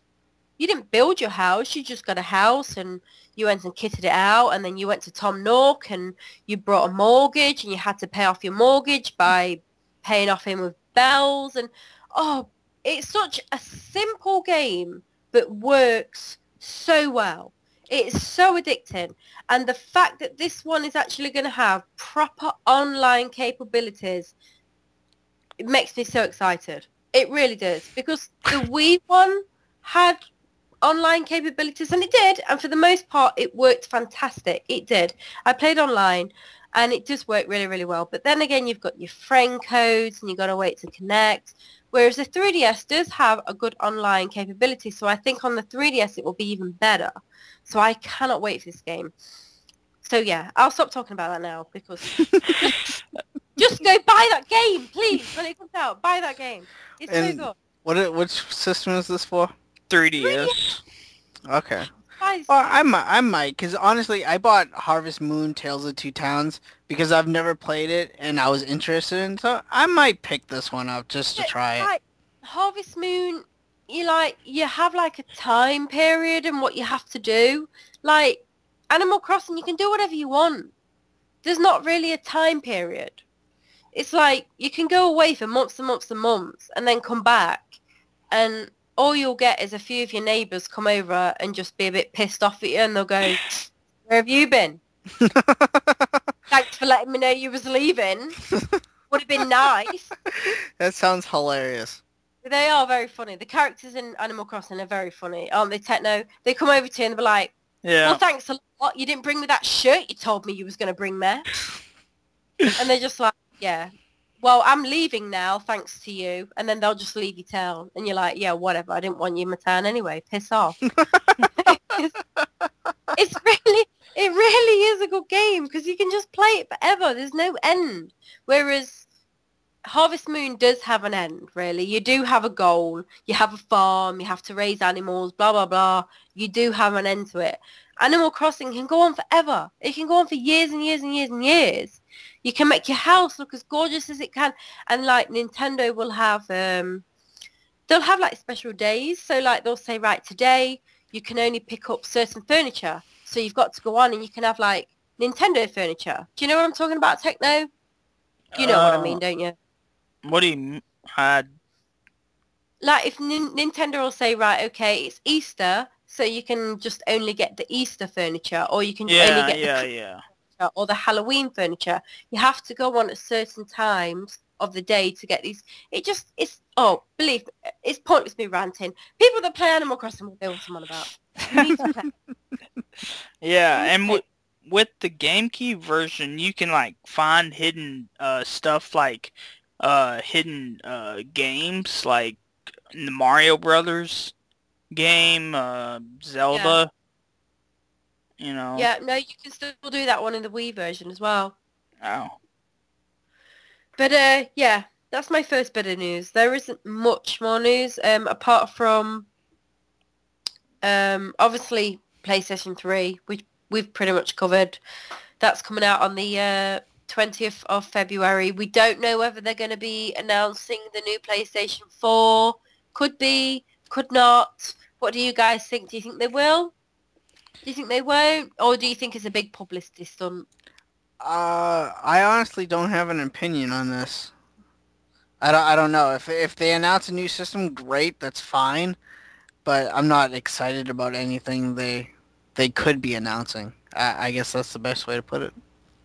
Oh yeah, I'm not excited in the slightest, but I'm intrigued more than anything because they said they was going to wait, and now all of a sudden they've said, oh, we're going to be having this press conference in February. So for all we know, it could be new games, which is also good, but still, it could also be the next gen console. And if it is, that's exciting, I guess. It's a price drop for the PS Vita. Yeah. Could be. I wish. The only other little bit of news is it's not really news, but it's just for people that have been playing Ni No Kuni, Wrath of the White Witch. On the 12th of February, people, if you're listening, there is free DLC familiars. Oh, nice. Yes, so put that in your diary. So basically, if you bought the Wizard's Edition, you got the 2 gold ones anyway. So hopefully you've put them into your game already, like I have today. Yeah, I got a question about that. Do you know how to claim those? Yes. Basically, what you have to do is you get to a point in the game, and I cannot remember what it's called, but you'll know when you get there. Basically, it's like a little shop, and you get these... Have you put the codes into your game already, Cliver? Yeah, and I got like little vouchers or something. Right, and it was called a gold ticket, right? Yeah, something like that, yeah. Right, so it's in your inventory, and that will never leave. And then what will you do is you'll get to a point in the game, you'll get to like this shop, and basically what it's called like a trade shop. So, but I can't remember what it's called, but you go there and you trade your ticket in, and you get your familiar. Okay. So it's not far into the game. It's kind of early on, still in the. I'm like 4 or 5 hours in, so I'm not there yet. But Okay, yeah, that's how you. I'm about 9 hours in. Yeah, you're probably not far off then from getting them.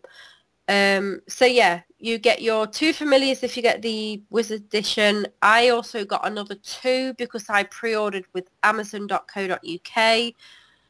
So I got another 2 today via email, and I also got another 2. If you lot don't know already, I don't know if it's just part of the UK PlayStation, but everybody try and go on now. There is 2 free familiars as we speak right now. Oh, I okay. downloaded them literally an hour before I came onto the podcast.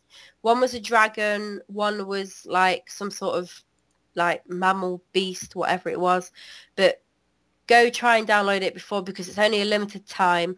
And then on the 12th of February, you get another DLC. So just hold out for these, keep looking at them because you only get them at certain points. They're basically like Pokemon. So basically you download them into your game. You get to level them up. You get to feed them, which I think is awesome. I love that part of the game.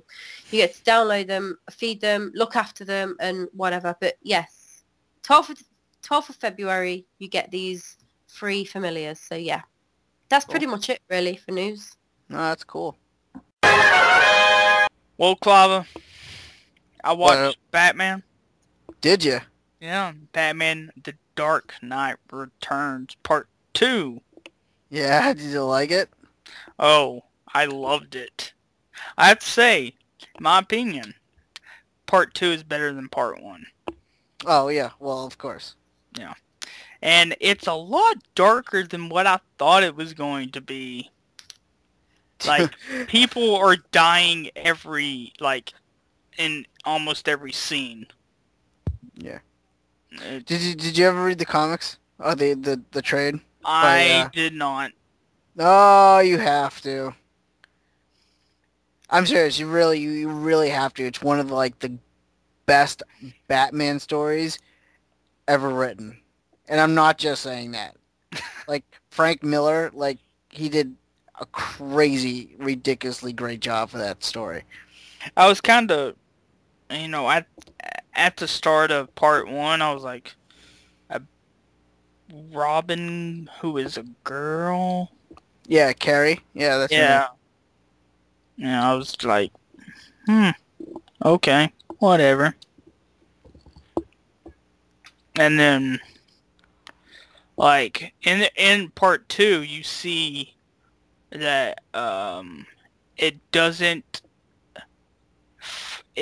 follow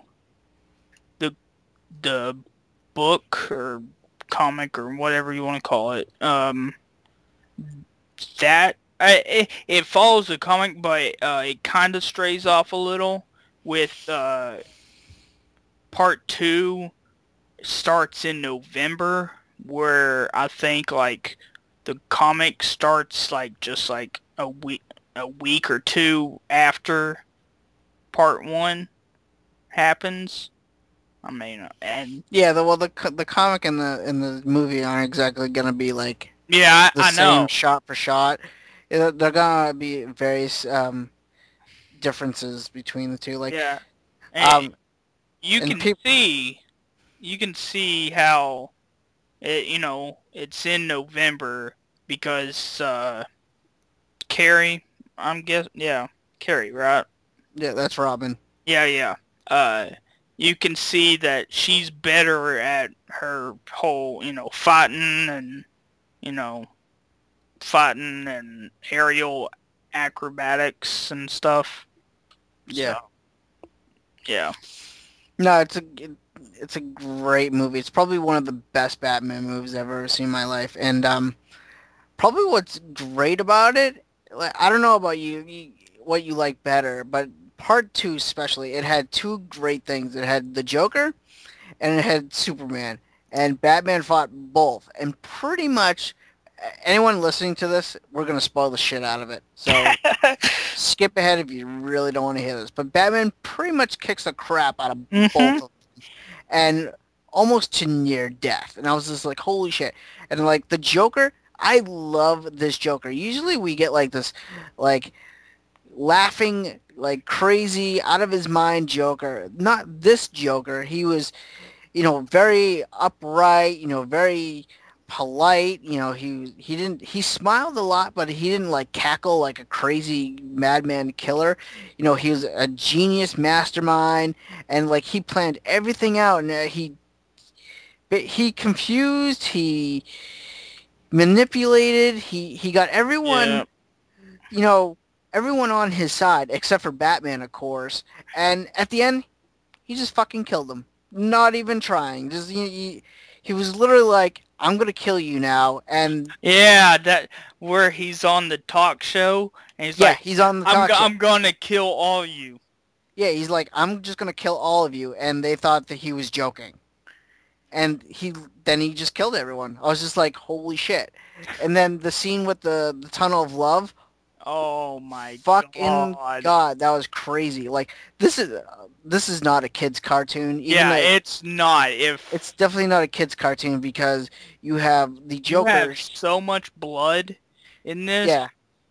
Like, okay, with on the roller coaster, holy shit. Carrie like, you know, punching the guy, and then you know, the fat guy, I forget his name, Humpty, I'm guessing. Yeah, that scene right there, the one where he gets stuck in the metal metal thing that takes the roller coaster up the chute there. Yeah. That was not in the comics. That was added in. In the comics, that guy gets decapitated. Like, he still dies, but he dies a different way. Oh. So. Well, he kind of gets decapitated a little. I mean, well, he pretty much gets his head fucked either way. Anyway. But yeah, it's a fantastic movie. And then at the end where he fought Superman, holy shit. Yeah. That was crazy. And I was so surprised seeing Green Arrow. Yeah, the Green Arrow is in there because in the comics, he's in the comics, but he's in there as a you wouldn't know it if you didn't know he was in there, you would miss him. Oh yeah, I did. Like when he was talking to Bruce, I don't know, they were drinking something. You know, at the I guess they were in the mansion. Yeah, the Wayne Manor. Yeah, and they were talking. I was like, "Who the hell is that?" And then, you know, I heard, you know, he say his, you know, real name. I was like, "Wait, I know that name from somewhere." And then whenever I see him with a bow and arrow, I was like, "Oh my god, holy shit!" Yeah. I'll tell you right now, there was two great lines in that fucking movie that just pretty much just made the second movie. The first one was when Batman had Superman down, like hit him with the kryptonite gas, and Batman know who beat you. Yep, Batman says to Superman, "I just want you to. I'm not going to kill you, but I just want you to know there was only one man that could beat you, and I'm it." That was a fantastic line. And then the second line is when Superman is at Batman's grave, and Commissioner Gordon goes to Superman and asks him, "Are you a friend?" And Superman says, "I think so, but I'm not sure." And Commissioner Gordon goes, "Yeah, that sounds about right." Fantastic line delivery in this movie. Anyone who has not seen the Batman Dark Knight Returns movies, pick up part 1 and 2 and watch them back to back, but you're going to enjoy part 2 a lot more than part 1. Yep. Do we want to spoil the ending? You know, I already gave a spoiler warning, so go ahead. If Joe, do you care about the spoiler? No, just put it into layman's terms for me. Are you on about the new movie that's just come out with Bane? No. This is a new animated movie. This is not the live action movie. Right, okay. This is the animated one. Then that's fine. Go ahead. Because I'm just about to watch the new one with Bane. I've seen 1 and 2. You know, the big ones, the new ones. I've seen those. I'm just about to watch that. So yeah, the cartoon one, I'm fine with. Do what you need to do. Go for it, Techno. Spoiler like away. when they're, you know, Batman just beating the shit out of Superman, and then Superman looks up at Batman and X-rays onto his chest and see Batman has a unregular, you know, not a regular heartbeat. I was like, oh no, they can't do this shit to him. And, you know, he just like passes out. I was like, ugh. I was like, oh my god, he's dead. And then, you know, after the whole graveyard scene, you know, Superman leaves, and then there's Carrie there, and you see a shovel, I believe, is what she was holding under that dress type thing. Yeah, it was like a trench coat, but yeah. Yeah. And he like winks back at her, as Superman does. I was like, yeah, you can't kill Batman. You can't kill Bruce Wayne. And then it kind of, if I'm not mistaken, kind of ends on like kind of like a Batman Incorporated type thing. Yep, you're exactly right. Yeah.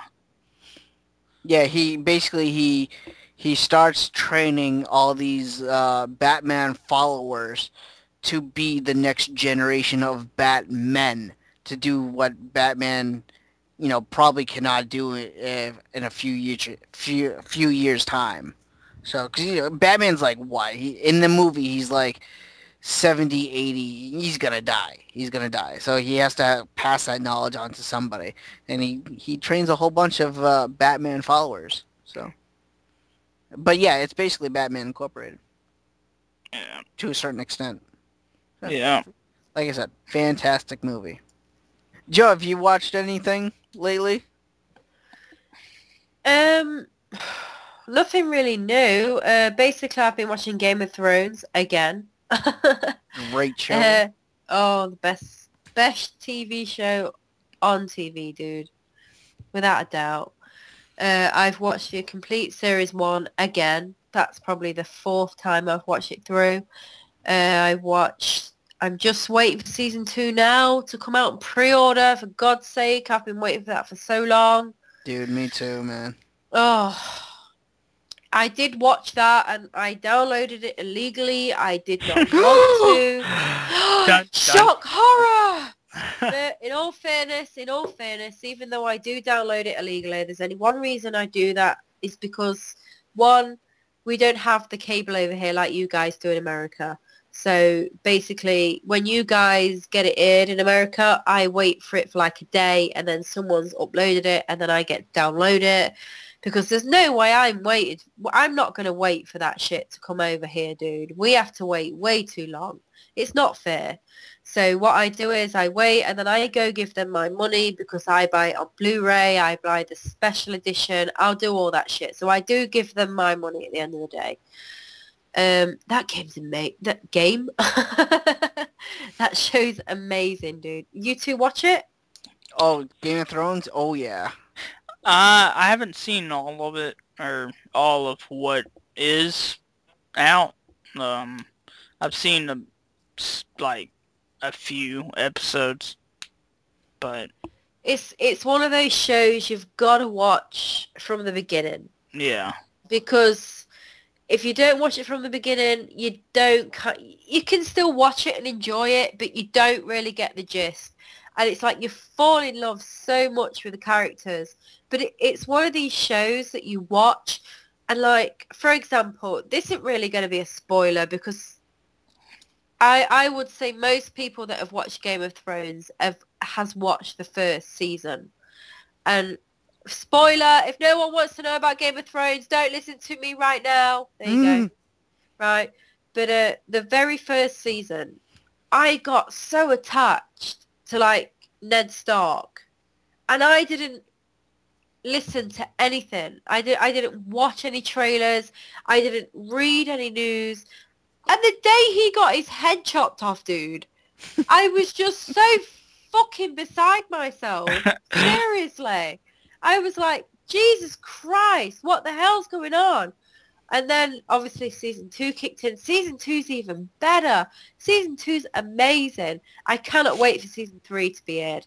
But I think what I'm going to do is, it's going to be annoying because I do not want to watch Season 3 when it's on the telly.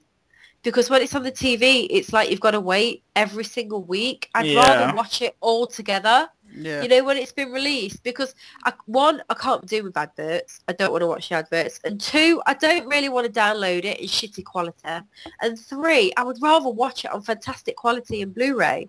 So I think I'm going to wait for it all to be compiled together, which is going to take it even longer for me to watch it. But that's the best way to watch it. If no one's watched this show, if anybody out there, seriously, I am not into like Lord of the Rings. I don't like Lord of the Rings.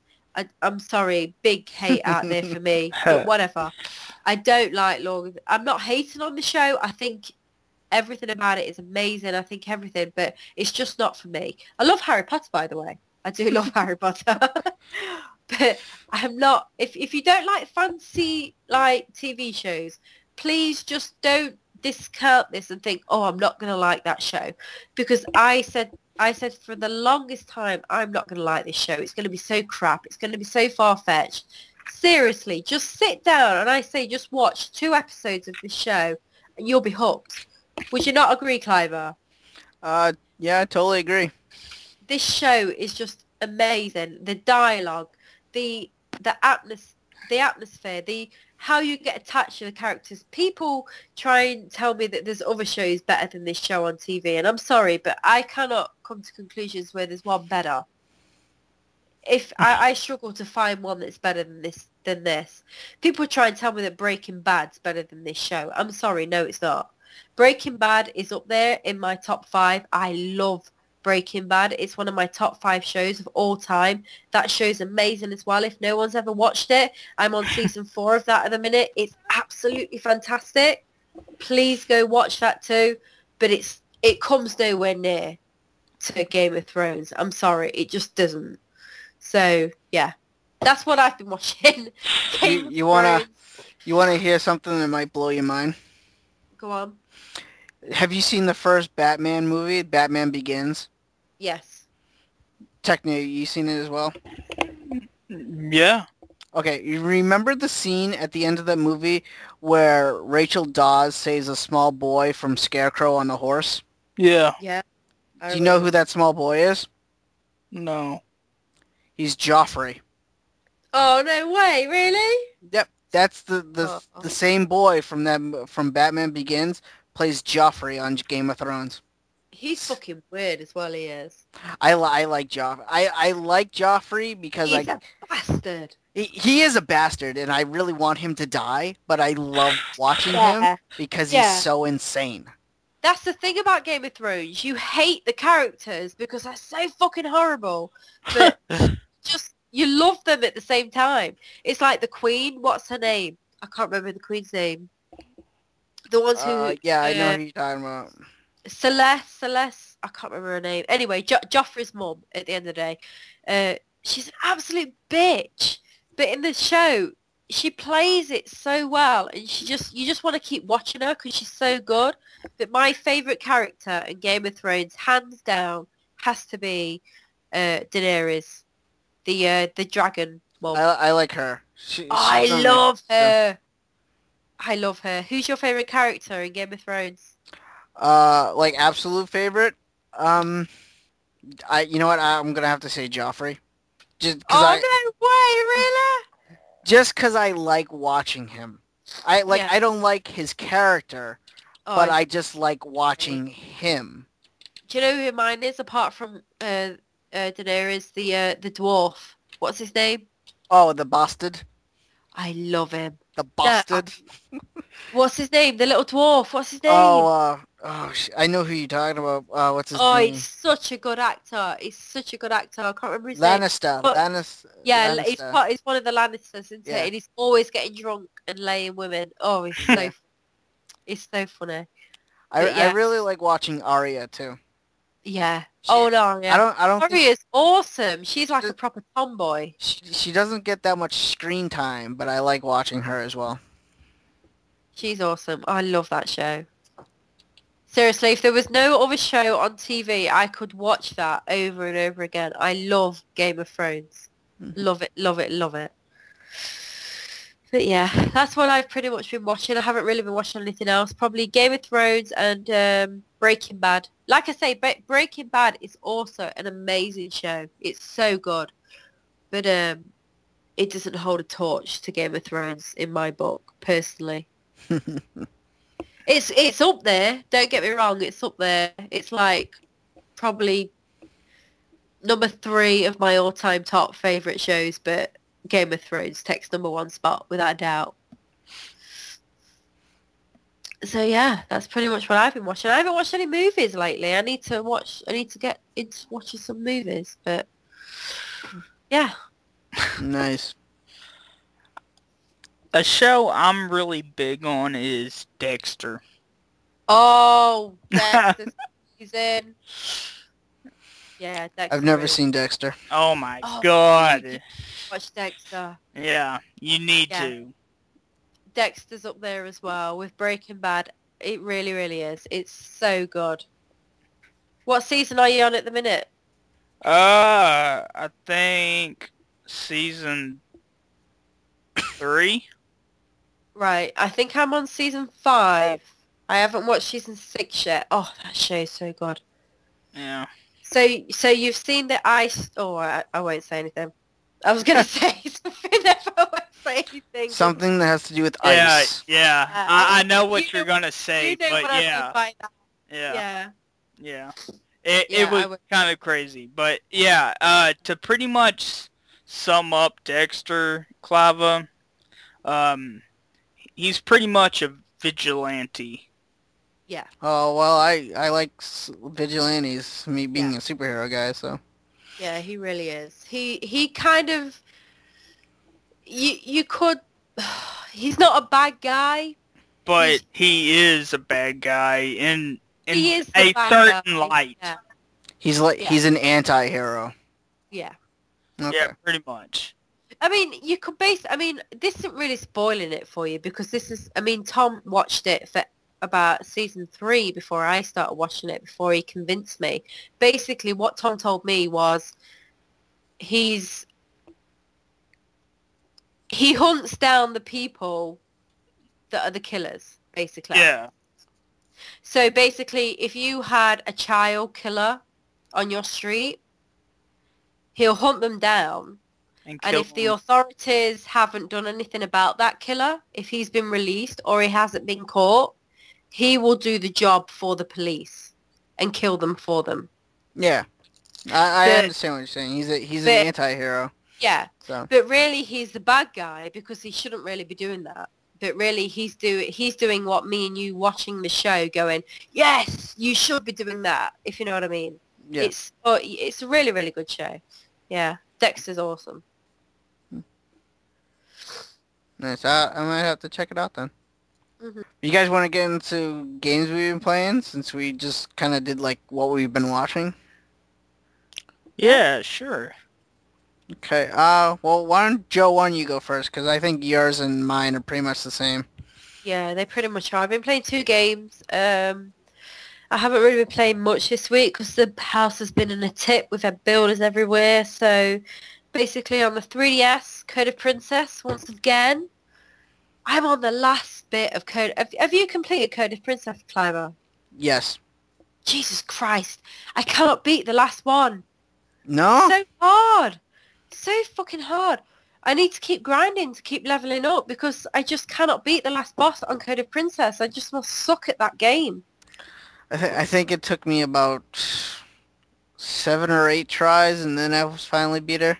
Yeah, I keep trying. I'm right there. I'm right at the end. But I will get it. But yeah, that's pretty much all I've been playing apart from Ni No Kuni came today. Yay! Yay!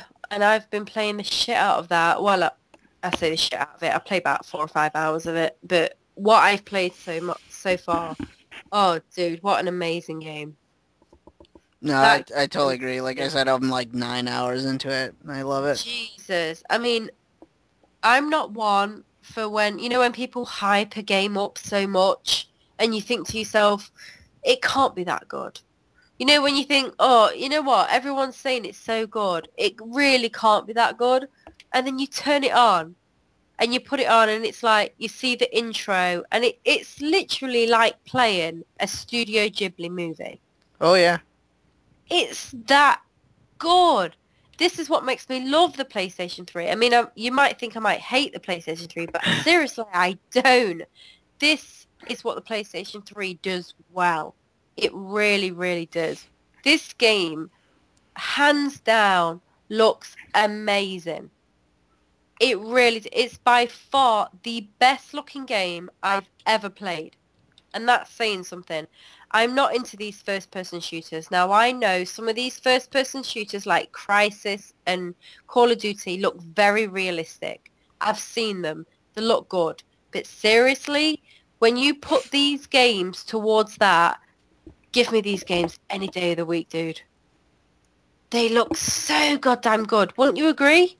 Oh no, I totally agree. It's beautiful. What I like most about the game is lately when I play games, I kind of always check the clock, like, okay, how long I've been playing, and I know you don't need to do that on this one. It tells you. Oh yeah, well no, that's not the point I'm trying to make. This one, I'm like, I can play the game and not worry about the time. You know, because it's just a nice, relaxing game. You know, it's beautiful to look at. It's easy to play. You're going to fall in love with the characters, and you just get lost in the world. Yeah. And I don't care. Like, I already said I'm like 9 hours in, and I only know that because I just happened to look at one instant, and it just said 9 hours and, like, something minutes. I could be further. I could be, like, 11 hours. I don't even know. But it's just, like... Usually games that long, I check the time. I'm like, okay, it's 15 hours in. I should be near the end of the game. This game, I don't care about that. This one, I just want to like fall in love with these characters. I want to see where they go. I'm excited to go to a new place. I want I don't know if spoilers or anything. I just got to the part in the game where I get like a new party member, and I'm just like, right. Oh, like I just got a new, oh, like this is awesome. I get to know about this person, and I'm just like, I'm really excited to learn what these characters like, what they dislike, I can help them, how they can help me. Like, there's not a single character in this game that I dislike. Right. Well, I got the Wizard Edition about literally 4 hours before I started the podcast. It came very, very late. I didn't think it was going to arrive, but it did. So as soon as the builders went, I was like, right, straight away, straight in the PlayStation 3. Tom wasn't allowed in the room. I was like, no, I'm playing this game. So I put the game in, and I thought, right, I'll just get a little bit of a feel for it. 4 hours went by, and I'm like, gee, I mean, 4 hours isn't a lot for this game. It's probably going to take at least over 100 hours to beat. I do understand that. But seriously, if a game can hold my attention for that long after 4 hours, this game's for me. Now, I'll be completely honest. I wasn't looking forward to the battle system. No. I wasn't looking forward to it. Now, I've done some research on this game. I like turn-based. And I also like action-based. But I don't like both. And I think that's one of the reasons I didn't like Tales of the Abyss. Because I don't like them both together, if you know what I mean. And I find Ni No Kuni is like that. It's turn-based, but it's also action as well. Now, I was so not looking forward to that, and I thought I'm not going to get into it because I downloaded the demo, and I thought, it's all right. I loved how it looked. I fell in love with it, but I thought, oh, the battle system, it's just not for me. Gave it a chance today. Went from it from the beginning. It's amazing. You get used to it. You do get used to it. You get used to it very, very quickly. Do not, if anybody's being put off by this game because it's not turn-based or not action-based, it's kind of, I don't know what you would call that, Clive. You might know. It's very weird. I consider it like an arena-style battle system because you're not, because you're locked in like a circle arena. Like you can't just run away from a battle. Yeah. So, and you can run. It's much like Tales of Vesperia, where you can you can run around an enemy. So like if they're about to hit you, you can run away. But once you input say you want to attack, there's like this cooldown timer that will run, and you really can't run away once you hit like the option to attack. So you kind of have to plan out when you want to attack, when you want to run away, when you want to throw a spell, or when you want to throw out one of those familiars, and which familiar you want to throw out, because each familiar, kind of like Pokemon, have different attributes, different abilities. So yeah. Which I really, really like. I like that aspect of it, which I had no idea about that, because I've not really looked anything about this game at all. I played the demo because I thought, right, I've got to play the demo before I buy the game, because I really want to make sure I like it, because this is an expensive game at the end of the day. I wanted to get the Wizard Edition, so I thought, right, I'm definitely going to download the demo. Played it, and in all fairness, I played the demo and I was like, nah. It looked beautiful, but again, the battle system, I was like, that's not for me.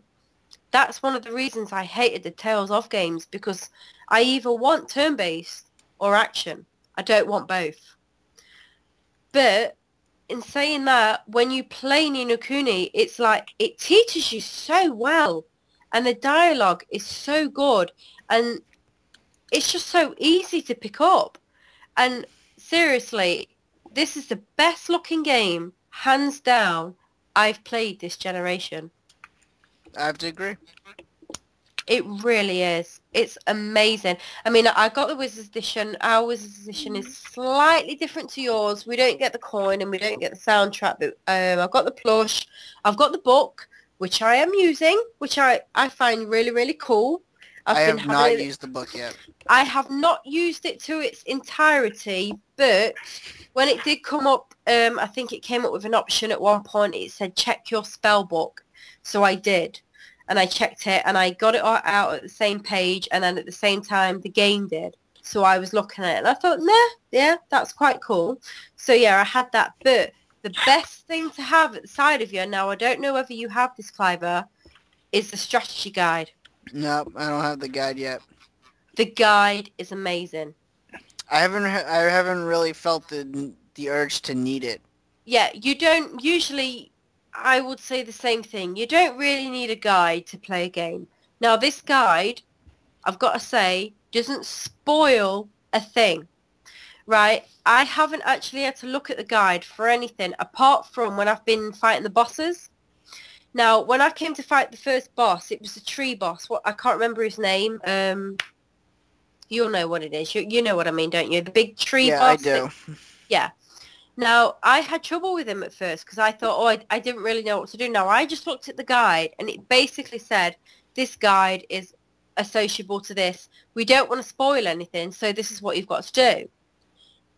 The guide is so, so good. If you can get your hands on this guide, dude, I'd say definitely get the guide because it doesn't spoil anything. I do want it. I do want the guide for, like, collector's reasons. It's so thick as well. It's a really, really thick guide. It's like one of the thickest guides I've got. And it cost me like 10 quid. But you look on eBay now and it's going for like 50 quid. Which is crazy. But yeah. But yeah, Ni No Kuni is pretty much what I've been playing. And probably what I'm going to be playing for the next how many weeks. Because I don't want to put this game down. I want to keep playing it until I've finished it, so... I don't want to lose interest, should I say. I want to keep playing it until I've done it. It's not one of them games you can put down, really. But yeah, one of the best games I've played this generation. If you own a PlayStation 3, you owe it to yourself to get it. Even if you're not into RPGs, I would even recommend it to people that don't always play RPGs, because you don't actually need to play RPGs to play this game, because it's actually quite simple, really. No, I have to agree. I really do. Like, everything you're saying, I'm agreeing with. I could literally just sit back and say nothing. And yeah. You're basically saying everything I want to tell people. Yeah. It really isn't. I really was scared to get into it because I thought, I want to like this game, but it's going to be so hard. But literally, it really isn't. the game teaches you so well. It really does. Like, Drip Hair is like the best character ever. Because he like teaches you everything. And the character, his accent is so good. It's so funny. Drippy is really funny. What I like the most about some of these characters is not just Drippy, but like there's a character later in the game who kind of is a little more childish than Drippy, and when they try to teach you something, they do it in a humorous way where they call you, "What are you, stupid?" and then they explain why you're stupid because you don't know, you just learned this new ability. Why don't you know this what this ability does? And they literally call you stupid because you have no idea. Well, of course I have no idea what it does because I just got it. But they just throw in that like you're stupid, so they have to explain it to you. I'm like, that's hilarious, dude. Like, okay, it's so good. Techno, do you not want to play this game? Techno doesn't like video games. You have to play this game, dude. I'll get it when it's cheaper. You really need to play this game. You've got to play it. He's still playing Tales of Vesperia. Yeah, I haven't played Tales of Vesperia this week. I was too scared. Damn. Scared? I don't want to go back to it. You're gonna make Dan cry. I know. It's because I'm gonna get pissed at it. I'm gonna be like, I can't fucking beat this damn boss. Screw I thought you were it. gonna put it on easy. I'm gonna try to do it on normal, all the way. Good man.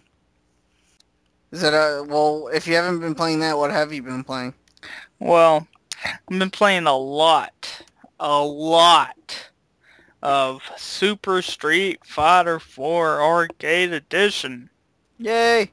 Yeah, I've been practicing my jury.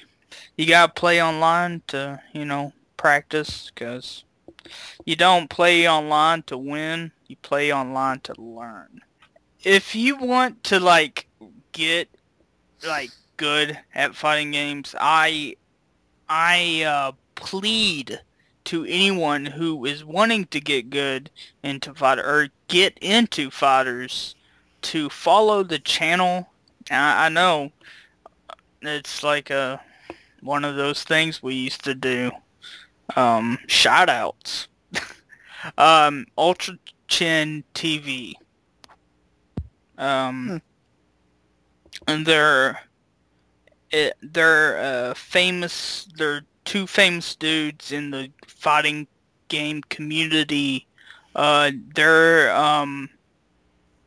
the ones that are one of the two people that do the commentating at Evo and other tournaments.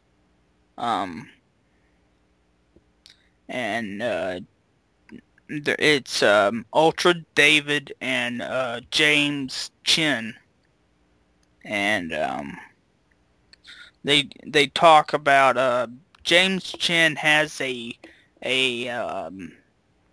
thing called First Attack, and he goes about he does more of the beginner stuff, and then David has a thing called Level 3 focus, and more about the community and more of that stuff.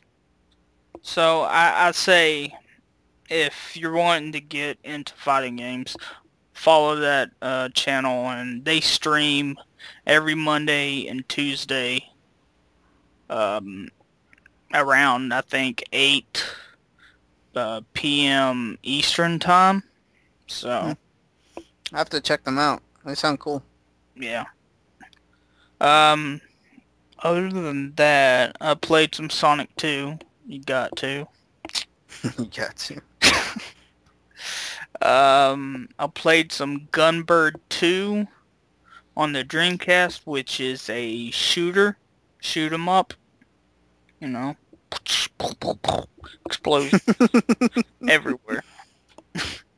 And yeah, I haven't really gone back to any like, like Uncharted like I was going to.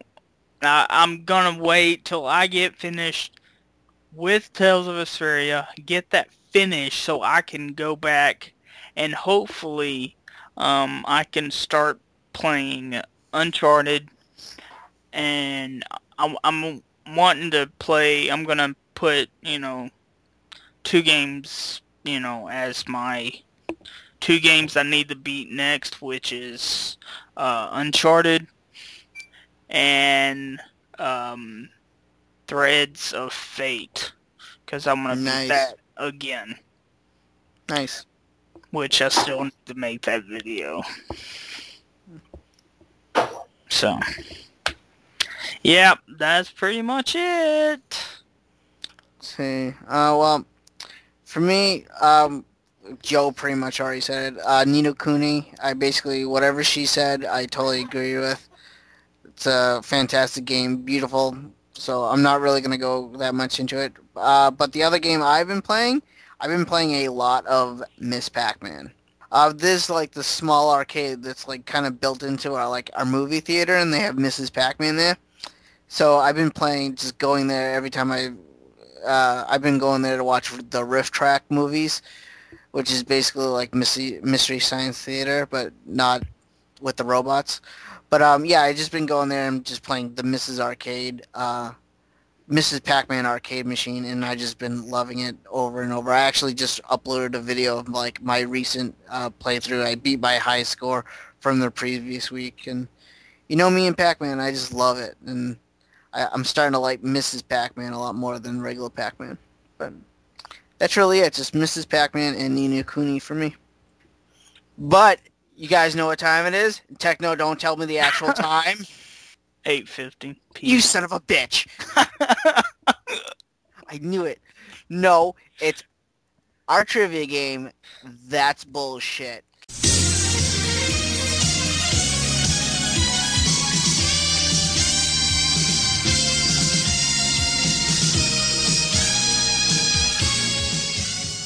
That's bullshit. That's right. That's bullshit. I'm really excited. Oh, I love That you. better? I'm so glad we got Joe as a co-host. Me too. But yep. You guys ready for the questions? And I'm gonna make this. Whoever loses this game does the trivia questions for next week. Oh yeah, it would be because I won last week. Well, yeah. Yeah. Okay. Well, maybe you'll lose this week, and you have to do the questions. So, I hope you guys have studied up on everything video games. Oh, I don't need to study. Okay. You ready? It is. Come on. Okay. The PS2 and the Nintendo DS are considered to be the best-selling systems of all time. I say true. True. You're both correct. Yeah. And next question is, Captain Falcon in the F-Zero games drives the Black Falcon car.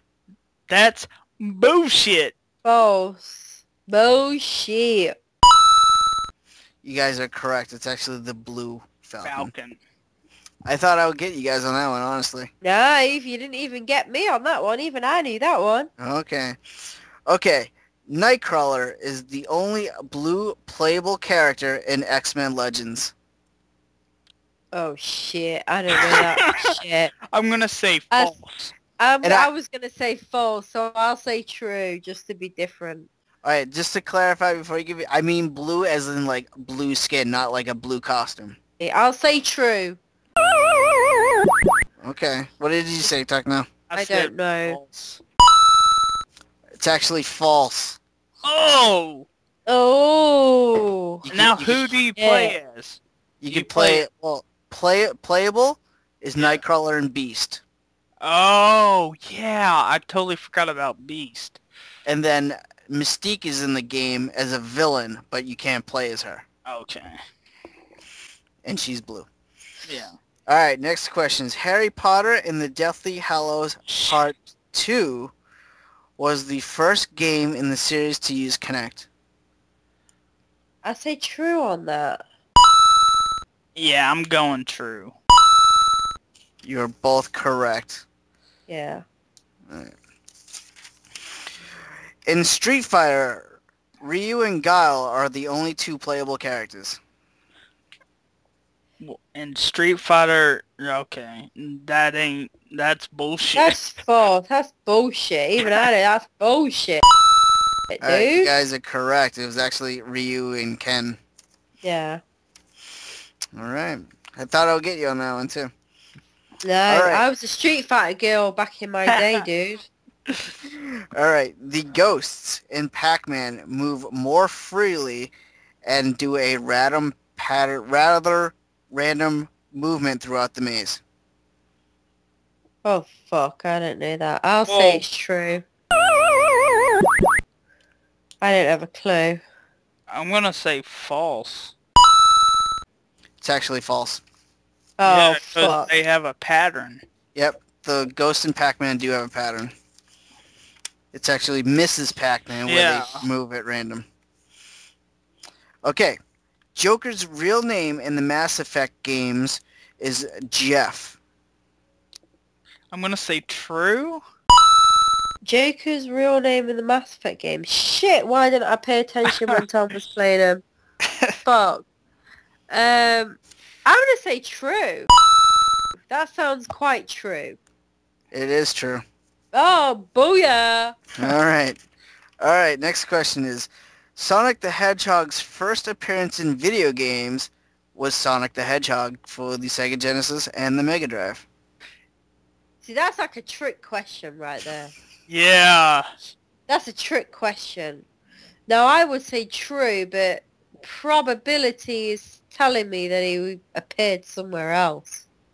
Oh, Oh fuck. God. I'm gonna... I got you on these Oh my ones. fuck. Techno, you should know this. I you know, but I don't know if the Master System games came first. Alright, you want me to read the question again? Yes. Yeah. Okay. Sonic the Hedgehog's first appearance in video games was Sonic the Hedgehog. For the Mega Drive or the Sega Genesis? I'm gonna say True. true. Yeah. Okay, it's false. Oh, fuck. Sonic the Hedgehog's first appearance in video games was actually a mobile game, a mobile racing game called Rad Mobile. He was in there for a cameo. What the fuck? He was not playable. He was just a cameo. I have no idea what the hell that game is. It's a mobile game called Rad Mobile. Alright, next question is, in Super Mario Sunshine, the water backpack Mario uses is called Flood. F-L-U-D-D. Which stands for Fast Liquidizer under Delfino Development. True or false? I'm gonna say true. I'm gonna say I don't- bullshit. Alright, Joe. Bullshit. Alright, Techno, what'd you say? I said true. Alright, it's actually false. So Joe gets that one right. Bullshit. Alright, it actually stands for Flash Liquidizer Ultra Dousing Device. Like a mouthful.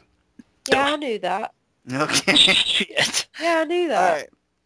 Alright, well that's all the questions. You guys are tied with 7 points apiece. Damn. Oh, again?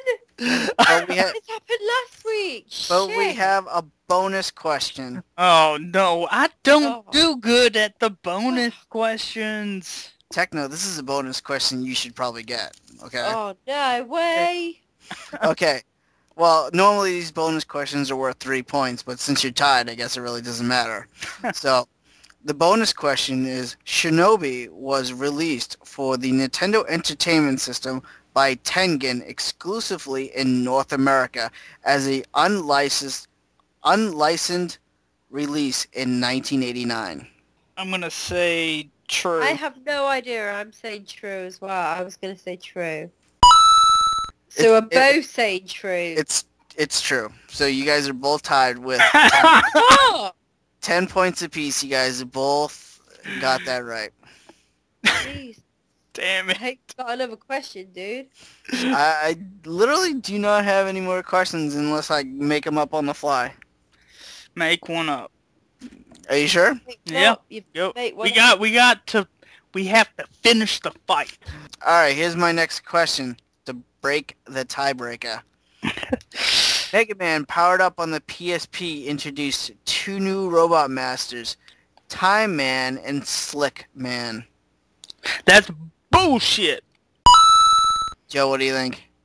I really want to say bullshit too. Fuck it, bullshit. Bullshit.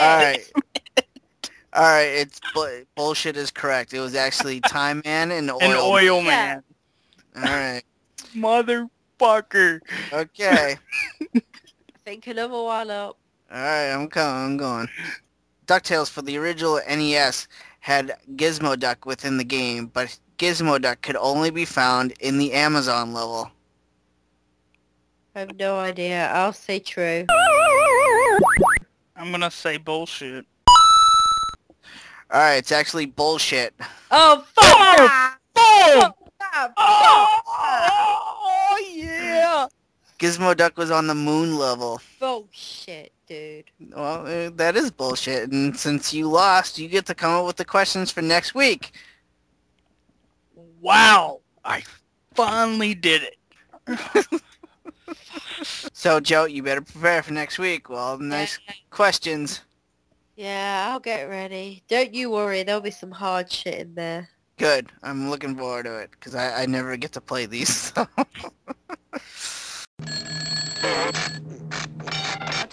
The time! Who's got the time? It's question time! Alright, but we do have listener questions and comments, and for people listening to the podcast, we're going to start reading off people's comments that they leave for the different episodes, because honestly, I think it'll kind of give like a more interactive approach with our listeners, and just kind of get like people's opinions, and maybe we can bounce ideas off those opinions. So we're going to start reading listener comments, and because I think it'll be quite interesting. What do you guys think? Yeah, definitely. Okay. Techno, say something. Hell yeah! Alright, good. Alright, well, the first comment is from Corn Muffin. He says, I'll just come out and say it. MissRPGJo was probably one of the most entertaining guests you guys had in a long time for the podcast. Well, if she's open to it, that is good. Because we got her as the co-host. Well, he continues on by saying, if you guys are open to it, get her as your new co-host. Which we already did, bitch! Which we have, Corn Muffin. Thanks for the suggestion. He has great taste. No. He really does. I like Corn Muffin. I subscribed to him a long time ago. He hasn't made any videos in a long time. But yeah, actually, well, like we said at the beginning of the episode, we kind of had Joe in mind for like a few weeks now. We just, had her on as a guest to see how she fit in, how she liked it, and yeah, she seems to be working out quite well. If they don't like me, you'll soon know. They'll soon get rid of me. Give me the boot. But let's see, our next comment is from Pete Dorr. He says, great episode, great to hear Joe on. I enjoyed the Zelda rant. Can't say that I fully agree with you guys, even though as a hardcore Zelda fan, but it is still very entertaining to listen to. So he also likes Joe. Pete loves me. But yeah, he seemed to like our Zelda rant that we had last week. But we did. We did kind of go out on a tangent, didn't we, on the Zelda thing? Yeah. I think people need to understand though. We don't hate Zelda. We do. And I know we all had our own opinions about that. I think we was just all expecting something else. I mean, now the dust has settled. Yeah, it's gonna be cool. But I still stick by what I said last week. I still want a new Zelda game. And I know the new Zelda game's in the works, but bring it a bit forward, dude. I don't want to have to wait 2 years for that shit. Do you know what I mean? Yeah. Yeah, I'm going to stick with what I said last week. Honestly, I'm going to buy Zelda Wind Waker. I've already said that just so I can fulfill my Zelda collection. But honestly, I think Nintendo could have just...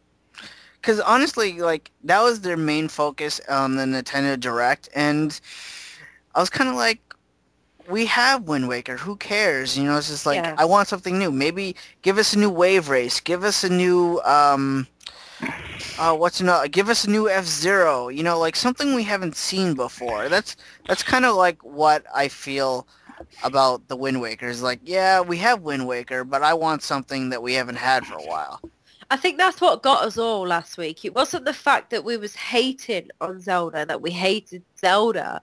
It was just the fact that we wanted something else. And we didn't get it. We just got a rehash of a game that's already been out. Yeah. And we're not saying that rehashes are bad. They all do they all do rehashes. PlayStation, Xbox, they all do them, but not this soon into a life of a console. Do you know what I mean? The Wii U's been out less than 4 months. Jesus Christ! I don't want a rehash of a game. I want new games to make me go out and buy that console, not old games. That's what my argument was. Bring all the rehashes you want out. Bring them out. But give me new games as well. And you didn't give me those new games. All you gave me was Monster Hunter. I already knew that was fucking coming out. I don't give a shit about that game. I'm sorry, I just don't. I may pick it up. I might do. But if it's anything to go by the last one was region locked. So I am not probably going to be buying that until I know that game isn't region locked. I couldn't play that online with my friends. Most of my friends are in America. And I couldn't play the game with him. So more than likely, it's going to be the same thing again. I hope it's not, but we'll see. What about you, Derek? You want to chime in on this? Chime in. I'll go with what I said last week. I need my fucking Majora's Mask, damn it. And, I mean, yeah, I mean, I love Zelda Wind Waker, but like Joe said, we don't need a rehash this early in the console's life. So. Okay. Well, our next comment is from William Emmett, and he just simply says, Zombie U is a good game. That's cool. Good. That's good. Yeah, I honestly haven't played Zombie U, so I can't throw in my 2 cents, so that's good to hear that he's enjoying it. In all fairness, I'm glad to hear that. Yeah. I'm glad Zombie U is a good game. Because if I was actually going to pick up a Wii U, that will probably be one of the games that I will pick up for it. So yeah, I'm glad to hear that's a good game. Yeah, I would probably pick up that one too if I had a Wii U. But yeah. So I'm glad to hear that some games coming out for the Wii U are actually decent games. So yeah, that's always a good thing. Okay, next comment's from Psycho6. He says, I'd say the only games that really need online are fighters, shooters, sports, and some RPGs. Adventure games, puzzle games, and action games, and retro games do not need online. If it has local multiplayer, just go over a friend's house. Sure, some games would be great with online, but they don't all need them. Yeah, that's true. Some games don't need them. Ni No Kuni is a perfect example of that. Yeah, I agree. Yeah, games he listed, though, fighters, shooters, I don't know about sports, but at least fighters and shooters need to be online for sure. So, that's my thoughts. Yeah, I pretty much agree. I agree for the most part, pretty much everything he said. Apart from, I would probably disagree slightly with the adventure games, because I've played a few adventure games on the Xbox Live, and they're really, really, really good fun online. Really, really good fun. But again, I think that's more the Xbox Live arcade. I don't necessarily think they're actually bringing, the big games, the big games to that. But yeah, no, I pretty much agree with what you've said. Yeah, sports games, RPGs. As long as they bring those online, I'm happy. What do you think, Techno? I like playing my puzzle games online, so I Do can you? laugh in people's faces. Oh, okay. So you just want to When I be a win. jerk online. I'll be like, "Ha! I beat you in Puzzle Fighter." Techno, do you have a 360? Yeah. Yeah, he's playing Right. Tales of Vesperia on it. Right, okay. We need to play a puzzle game together so I can beat your ass. Oh. Challenge. Oh. Oh, yeah. I'll have to get live gold. Okay. Oh, he doesn't have life. We need to play a game. We all three of us need to play a game online. What We is need it? to get one. We need to play Oh. one. Come on, we need Oh. to think one. What, a Come on. puzzle game? Well, anything. Oh, It can be anything. I'll Some whoop sort of your challenge ass online. and bust a move. Bust a move. I'll beat your shit on that. Nah. We'll have to come up with something. If not, we could all have a 3DS game or something. We could all have a 3 game of Mario Kart 7. See who wins. I know Techno, who's gonna. I know Techno. who's gonna win that. It's probably Techno. No. Probably me. I haven't played 7 so long. Yeah, we gotta get another game night going with Mario Kart. Get Yeah. Pete need to Dorr, get- Holly back. You know, we gotta get a lot of people back in Mario Kart. Yeah. We had so much fun playing that game, dude, when that first came out. Yeah. Oh hell yeah, dude. That was That- that was that's- whenever I was we were doing the podcast and I was at my uncle's work at the middle of the night. yeah, I remember that. I had to drive home after the podcast. Let's see, but our next comment is from Gaming Retrospective. He says, this is Wind Waker again. He says, Wind Waker was a really good, awesome experience for a lot of people. Honestly, Nintendo has always been this way. They're allocating most of their resources to other projects, all of them which are already underway. This is just a minor side project. Honestly, MM, which I think means Majora's Mask, Yeah. is probably on its way too. It better After- be. After hearing what you guys are saying last week, as if it seems like you'd rather have nothing than a nice tribute to fans. I'm gonna respond, not really. It's not like I want nothing. It's just I wish for something It was new. something else. Yeah. Yeah, No, just want I something agree. else. Yeah, I agree. I mean, I've got to hold my hands up. Last week, I was really, really annoyed by Nintendo. I won't lie. I was really annoyed. But after a week of thinking about it, you know, Wind Waker HD, yeah, it is going to be pretty cool. And when I've got a Wii U, yeah, I'll probably go out and buy it. It'll be cool. But come on, people. I know you guys who are very big Zelda fans and Nintendo fans, come on. Think about it from our point of view, right? I don't own a Wii U yet. Neither do you, Cliver. Neither do you, Techno. You know, we want a reason to go out and buy one. That is not a reason to go out and buy a console because you fucking made a fucking game in HD. I'm sorry. What don't you people understand about that? I need I'm my gonna- Dragon Quest X. I'm with you. I'm with you, Techno, on that. Dragon Quest X comes out on the Wii U. I'm buying that shit day one. Well, they haven't announced it for North America No, at all. they haven't. No. I'm gonna put it this way: if Nintendo Direct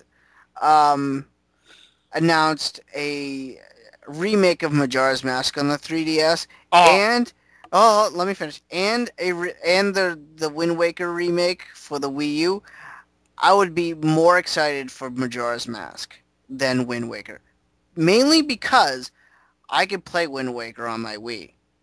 It's not that old. Majora's Mask, I gotta pull out my N64, I gotta hook that thing up. That thing is old enough where I don't even have that thing hooked up to my TV anymore. Like, it's that old.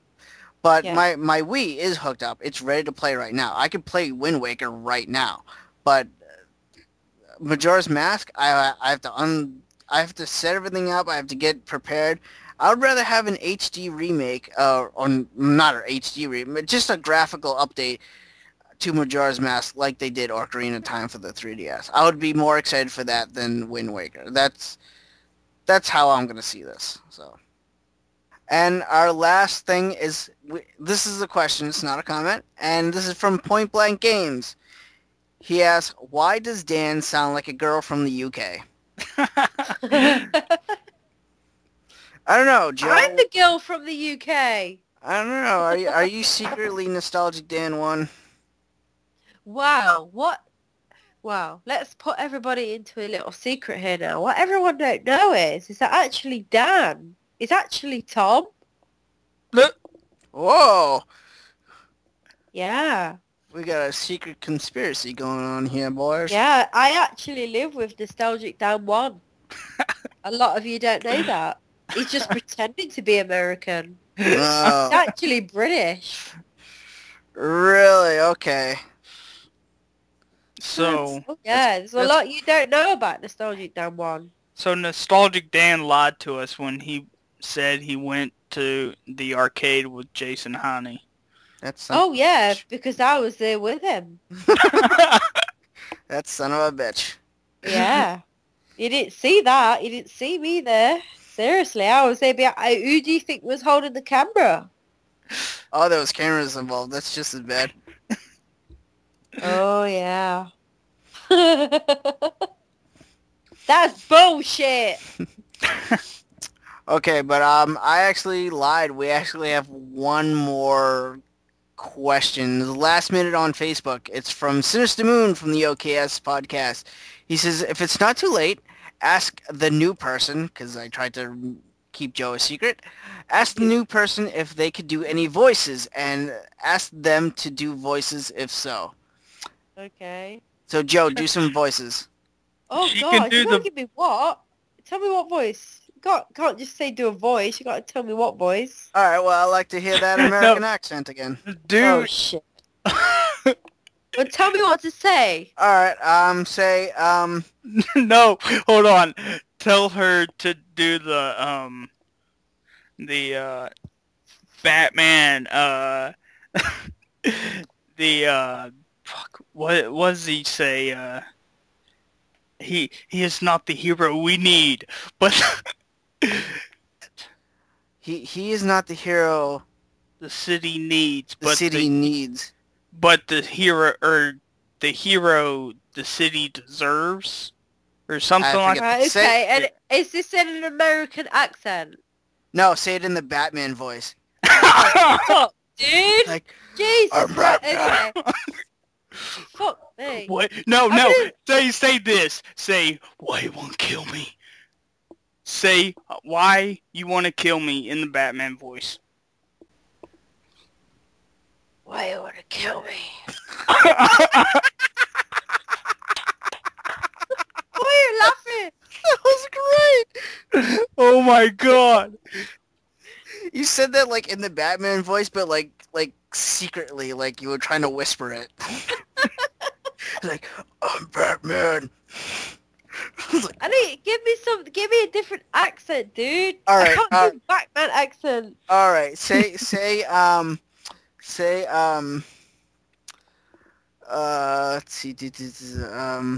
trying to get you. I want you to say something in a really high pitched voice. Okay. Say say it's a bird, it's a plane, it's MissRPGJo. Jesus Christ. In a high pitched voice. Okay. It's a bird! It's a plane! It's MissRPGJo! Was that okay? I can't fucking speak. Is that okay? Oh, okay, that's great. That's good. All right. I can always say, can I have a burrito, please? With mustard and with some like tomato sauce on that and some Tabasco. And Oh my god. And like, yeah, dude, I'm like totally digging that. Yeah. That, like, I would American. Okay. I'd love her to do the American voice through the whole episode of one episode. That would probably kill her voice. Probably. It probably would. No, it probably would, actually, be doing that. Alright. Well, I hope that satisfies Sinister Moon. But Yeah, I hope so, I too. think that's fucking hilarious. So, but how about you guys? You guys want to end it here? We've been going for probably about 3 hours now, so it's been one of our longest episodes for a long time. Yep. Wow.